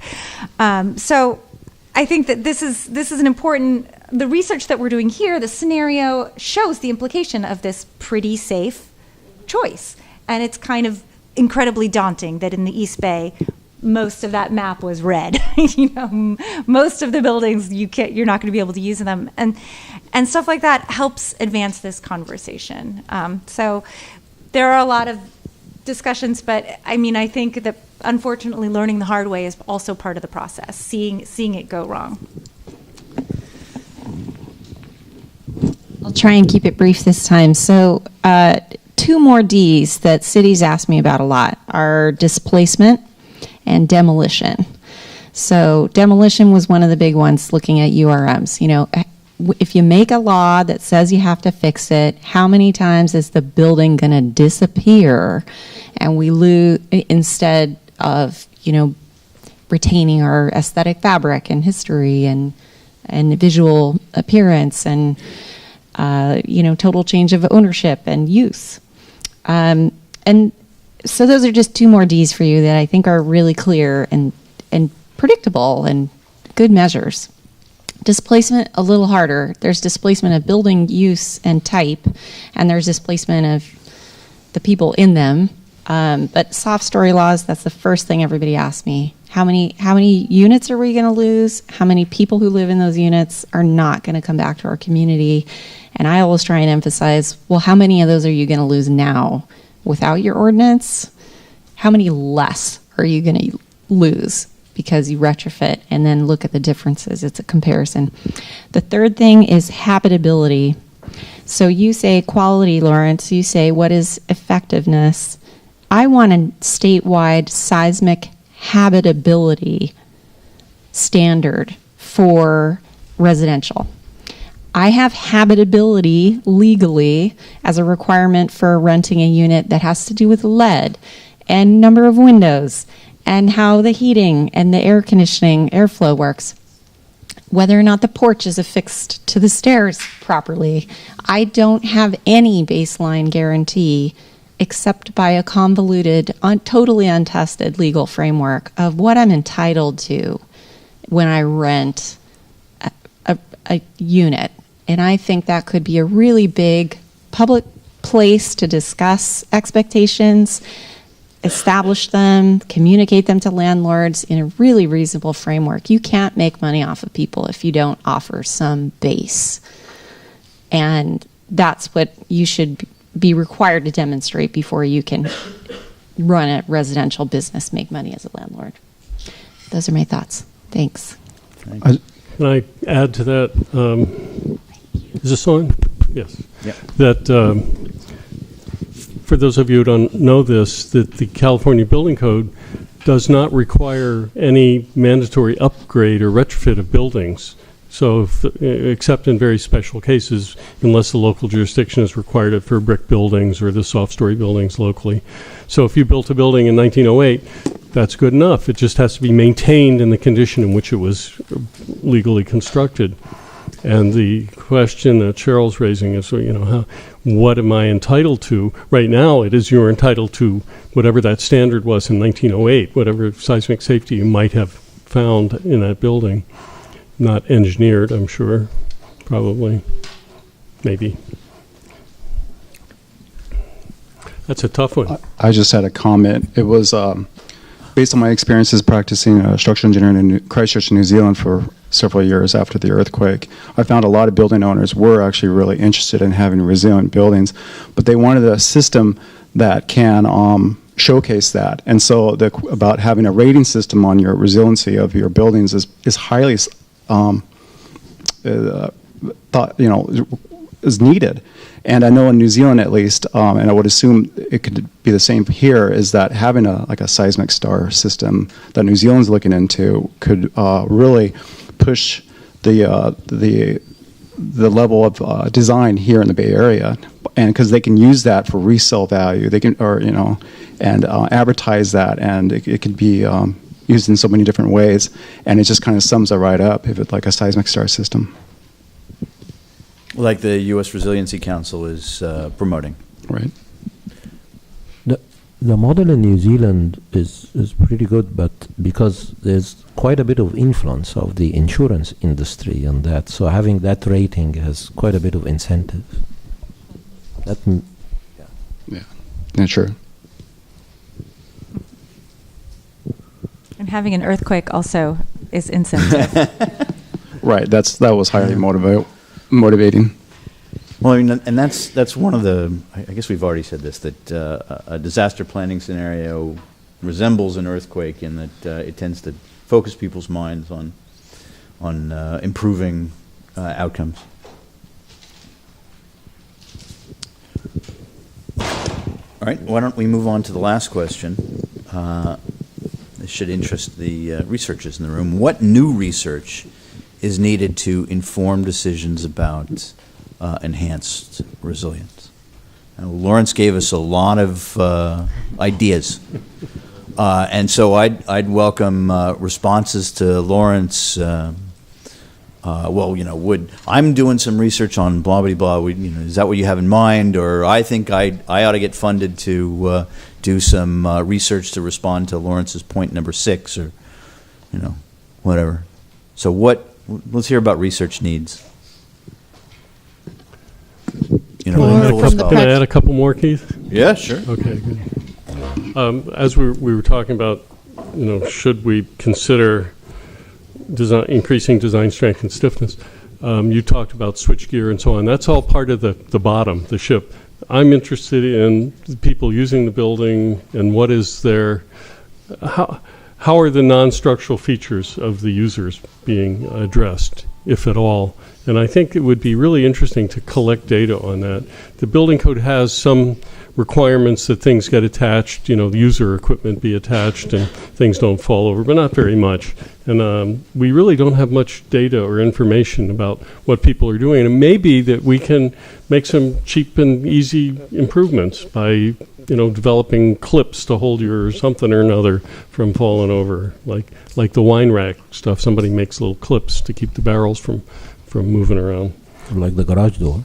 Like our garage door, that's right, cheap and easy. Another piece of research that might be interesting is we've done a lot of seismic retrofit over these last decades. Brick buildings, in the, I guess, 1990 or thereafter. And I'm interested in what people's experiences have been since then. They put a lot of money out then, and they complained, but they did it. And now it's been years gone by, and now how do they feel about that? What is the, are they thinking about it as an investment? Or I'd be interested in following up people who made big investments in seismic retrofit and what their opinions are about retrofit. Is this, in retrospect, of course that would be better after an earthquake, I suppose. In retrospect, how do they feel about having made that investment? Another one, now this is really odd. California has a code that requires that water heaters be braced if they're in garages. Anytime you replace a water heater, or I guess now, according to some schedule, now every one of them is supposed to be braced. But there's no actual standard for how to do that. And I go out and look at these, and most of them, I would actually say most, are not sufficiently braced. And I'm wondering, what can we do to develop some reasonable standard or maybe some kind of guidelines for listing or approval of water heater bracing, because that is a source of fires in many cases. And you don't consider the FEMA E74 little sketches about bracing water heaters sufficient? No, I don't. They're too complicated. No one really reads it. Nobody understands it. You can't even determine what is the thickness of the metal that I'm supposed to be using. It says shall be 0.03. You know, who's got a micrometer with them when they, you know, install this stuff? So no, I don't think so. Okay. And then the last comment came up earlier. John Paxson, who's in the audience, a resident of San Francisco, has been involved in our work for many years, and his comment is always, let's make sure that we understand the effects of performance, building performance, based on deteriorated materials. We were talking about that earlier. And I know, you know, we look at that Curie wood framework that was done years ago, and how, you know, this is an assembly, really. We're looking at buildings as an assembly. And what happens when a piece of that assembly has started to deteriorate? So the wire lath is corroded or something. Or the fasteners, yeah. So that would be really useful for us to know as we move forward with retrofit requirements. Thank you. So I have a couple as well. These are a little more social sciencey. One is, so one of the reasons people aren't using performance-based earthquake engineering a lot to enhance resilience, it's because it's a voluntary choice right now. The code, you have to follow the code, but you don't have to use performance. People only do it if they want to. And voluntary, there's a lot of, I've been interested for a long time in incentives, like how do you incentivize people to do good things or things that are in their interest. And, you know, for example, San Francisco, before they passed the soft story wood frame mandate, they passed an incentive, which was, I think, a waiver of the permit fee, which was remarkably ineffective. I think maybe fewer than 10 people took advantage of that incentive, probably because they knew a mandatory retrofit was coming. But there is, I think that there are some incentives that might actually be effective. One that I've observed in I live and work in San Francisco is we have recently started allowing, as part of these retrofits, and actually even now, not just in general, people to add in-law units to their buildings. And this seems like, boy, the soft story building around the corner from me, they added as many little in-law units as they could squeeze while they were doing their retrofit. So this seems like something that, so I think that would be an interesting, this is something that's happening right now in the Bay Area, understanding how do policies like that encourage or not people to make good seismic safety choices or seismic resilience choices. And then another thing that it's not exactly research, it's more documentation of work. When we look at what drives people to do voluntary things, it's not just knowing. It's sort of, as part of with Cheryl, we developed this sort of like staircase of information or things that change the way you do things. And first you have to generally know that there's a problem, and then you have to say, that problem actually affects me.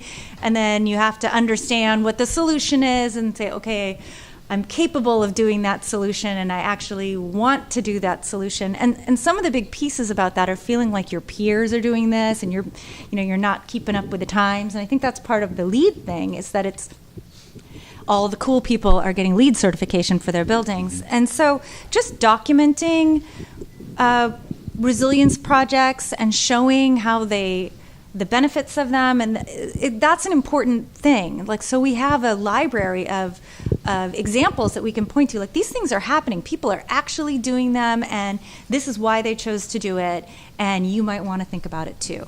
So I think that those are a couple of things that could be beneficial.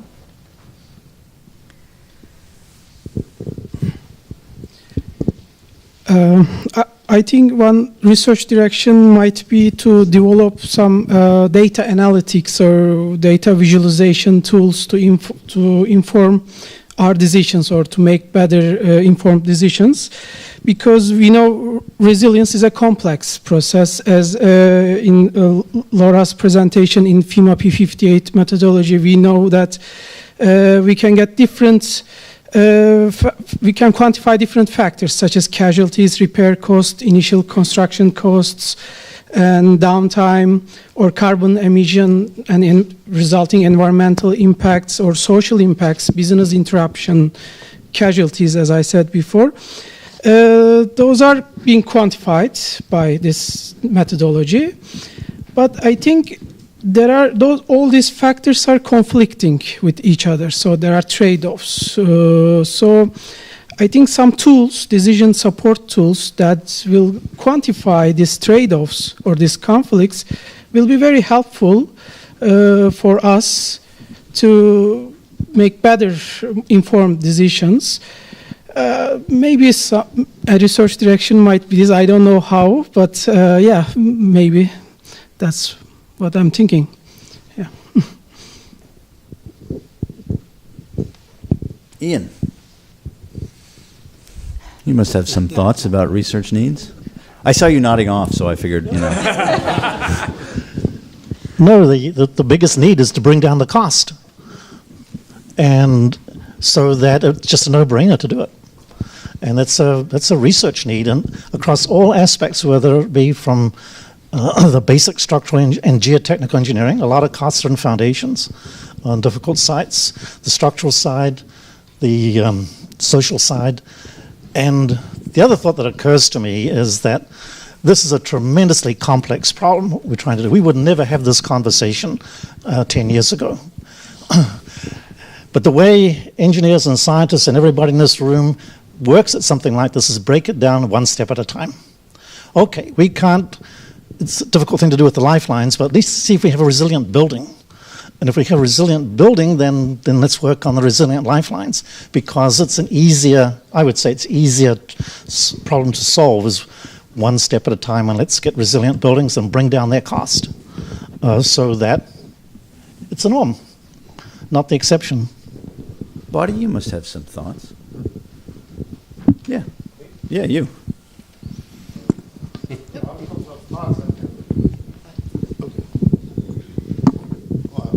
I guess I wasn't paying that much attention to the reason, but I have a couple of thoughts that I can. Please. On the resiliency. Of course, one of the challenges, as we all know, is defining performance levels and test them.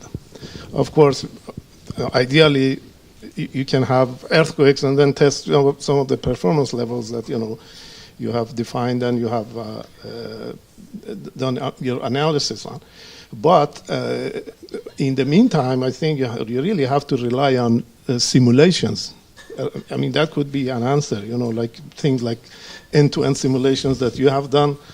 That's one answer. But then another question or thought that I have is the resiliency of the code itself, or how rigid or resilient the code should be. How often do you make changes in the code?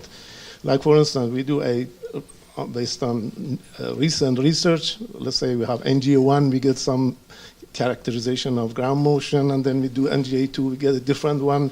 It goes up or it goes down. And then on other things, and or Nieher coefficients as an example. And then, of course, adopting codes when there are big changes is a challenge. I mean, is there a formula? Is it 5% change, or what's acceptable? What's the criteria, or how often you are supposed to change? In the face of ongoing and future research, which it can bring you a lot of new knowledge, and then a lot of new questions as well. And then, does it add to uncertainty, or does it reduce the uncertainty? So, thanks, Arietta.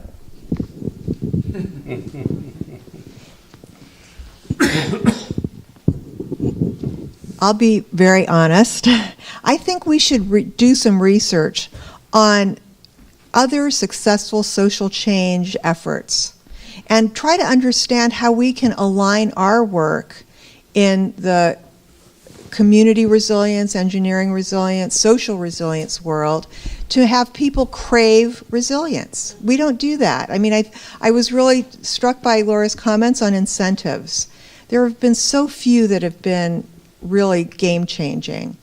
And one that I can cite has been something that the city of Berkeley instituted in 1991, I think, which was a transfer tax rebate to homeowners that retrofit their homes or build, I think, buildings with 4 units and under. And that has very much changed the, I think, resilience of housing stock in Berkeley itself. So I think that looking at how to market and brand this, which I think the State Seismic Safety Commission is working on in this new alliance with a communications and branding firm on the HayWired work. Jay, you knew I was going to turn to you. He knows everyone here. All sorts of thoughts here. One thing that just came to me is the experiment that started 20 years ago, 1995, with California hospitals, where we passed a law that said that hospitals have to fix themselves to provide for the public good, but each of you hospitals have to do it on your own. You have to figure out the incentives yourself, where you're going to get the money. Researching how that program has worked or has it not worked. Dan Alesh and Bill Peacock wrote a book about it a few years ago. I think they're now retired, but looking back at that program and figuring out the pitfalls of regulation, of code change, as well as the benefits of it. Much of the talk about resilience I hear is to provide a public good, but we're asking private parties to pay for it. And that's an economic problem that goes on all the time. It's not new, but frankly, that's what we're doing here. We can talk about the individual, the value that they get if the earthquake occurs while they have it. There's a financial value. But for the most part, we're talking about public good and private paying. And so I think we need to look at that and figure out, this is not say it's on the economist side and on the social science side, perhaps, the stuff that Bill and Dan looked at, and figure out from them, and with the California hospital plan, what's worked, why hasn't it worked. We're still changing that program.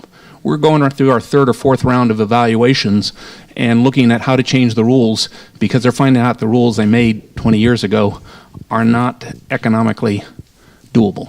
Mm-hmm. Please, Colin.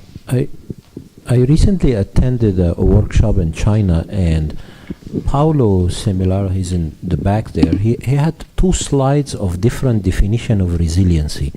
We heard the word resiliency so many times. Maybe you want to say something about that. So sorry to put you on the spot, but... Well, I'm not sure if I'm the right person to define the concept of resilience here, but in that workshop you were mentioning, we were discussing with different concepts of resilience applied in different countries. For example, in US, in Italy, or in Europe in general, as well as in China. But more or less, there are similarities in this concept. Okay, so we are focusing on buildings here, I see, and a lot of at community level, we're talking about the social dimension, the economic dimension, and they need to be integrated. And this is pretty much clear. And how performance-based can improve or, let's say, help this definition, this concept of resilience, it's also a good question. However, I think we are missing a little bit more the social dimension here, and in particular, the definition of recovery and repairability of buildings. And I didn't hear in this workshop today speaking about these aspects, like the emergency response and also the time domain when we speak about resilience, if we are focusing on a short-term period or on a long-term reconstruction phases and so on. So I think this is one aspect that we should also look at and take into account into whatever framework we are going to develop in the next decade or so. Thanks, Pablo. I want to take the last 5 minutes, not for myself. I want the panel to give a 1-minute summing up. Oh, I think one answer to this anyway. So when I look at, when we do these scenarios, I look at resiliency as something quantifiable, okay? Because we can put a price tag on any one of these scenarios. And so if it's, you know, this scenario will cost this amount because of water, fire, XYZ, whatever have. If we address that, then it brings down the cost for everyone. One of the things that I'm hoping that we can look at as far as new research is, as in water, there is sort of a non-stationarity with the cost of resilience. If we were to have a major earthquake 2 years ago, when we were in the depths of the drought, that cost would have gone sky high. All of the reservoirs were way down in Northern California and Southern California. They were doing okay. However, if they would have an earthquake in Southern California, we know what would happen. We talked to the dam operators. All the dams would have cracks and fissures. If you have cracks and fissures in the dam, they will have to let all the water out. Okay? So I think, you know, with climate change, we're going to see a lot more longer heat waves, sea level rise, extended periods of drought, and you know, that's going to raise the cost of every one of these disasters, and I think there should be some thought put into that. Looking at the map you had of damage for the HayWired scenario, I saw very little damage shown in San Francisco. Could you please change that so we see a lot? There's going to be complacency. People are going to say, no problem, we're fine. What can you do? Yeah, it's a problem with scenarios that, you know, everybody's exposed to risk, but in one scenario, just the people near that rupture think that they're, you know, the scenario only depicts one outcome. You get my Laura. So I think that this is a great conversation and a great tool to help us as a society define what we want and work towards achieving it. I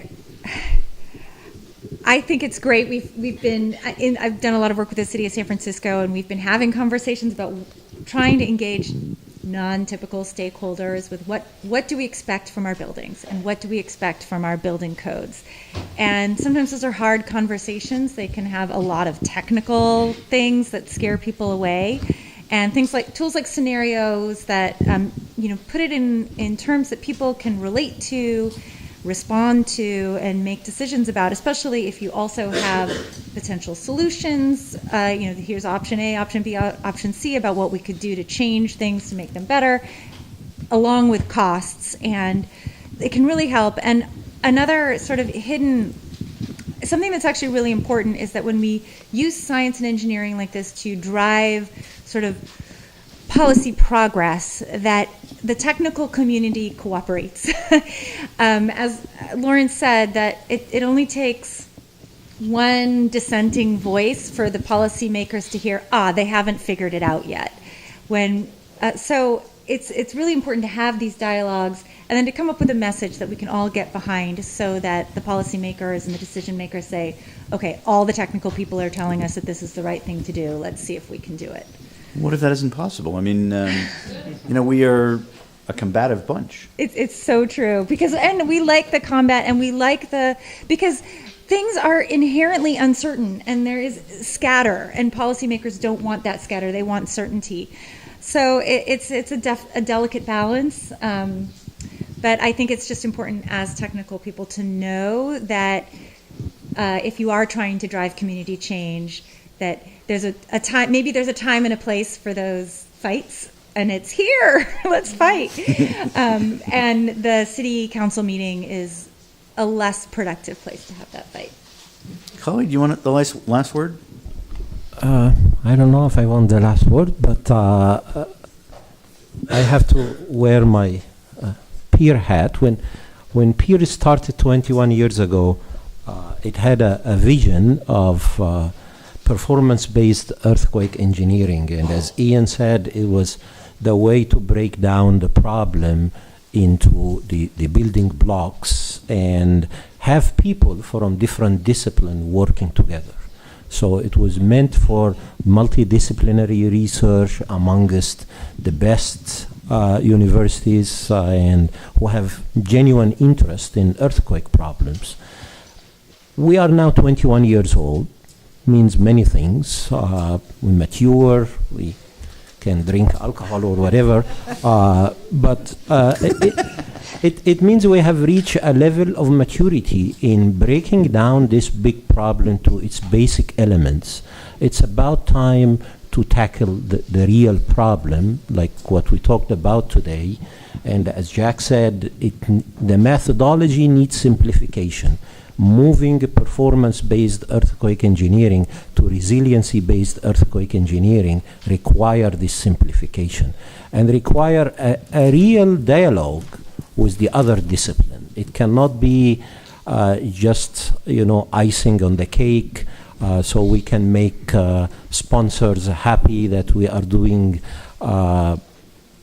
multidisciplinary research. It has to be real, because so many of the issues raised today about the community perception, about the expectation of the community, are things that maybe engineer can try to do, but they're not going to do a good job, because we know our boundary of where we can do a good job.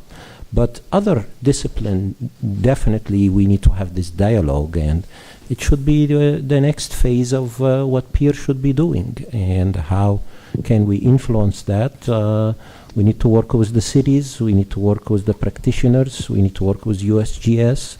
And these scenarios are just the start of doing, of coming up with solutions that really the decision makers can implement or force people to implement by incentive or by law or whatever goes beyond the engineering limitation.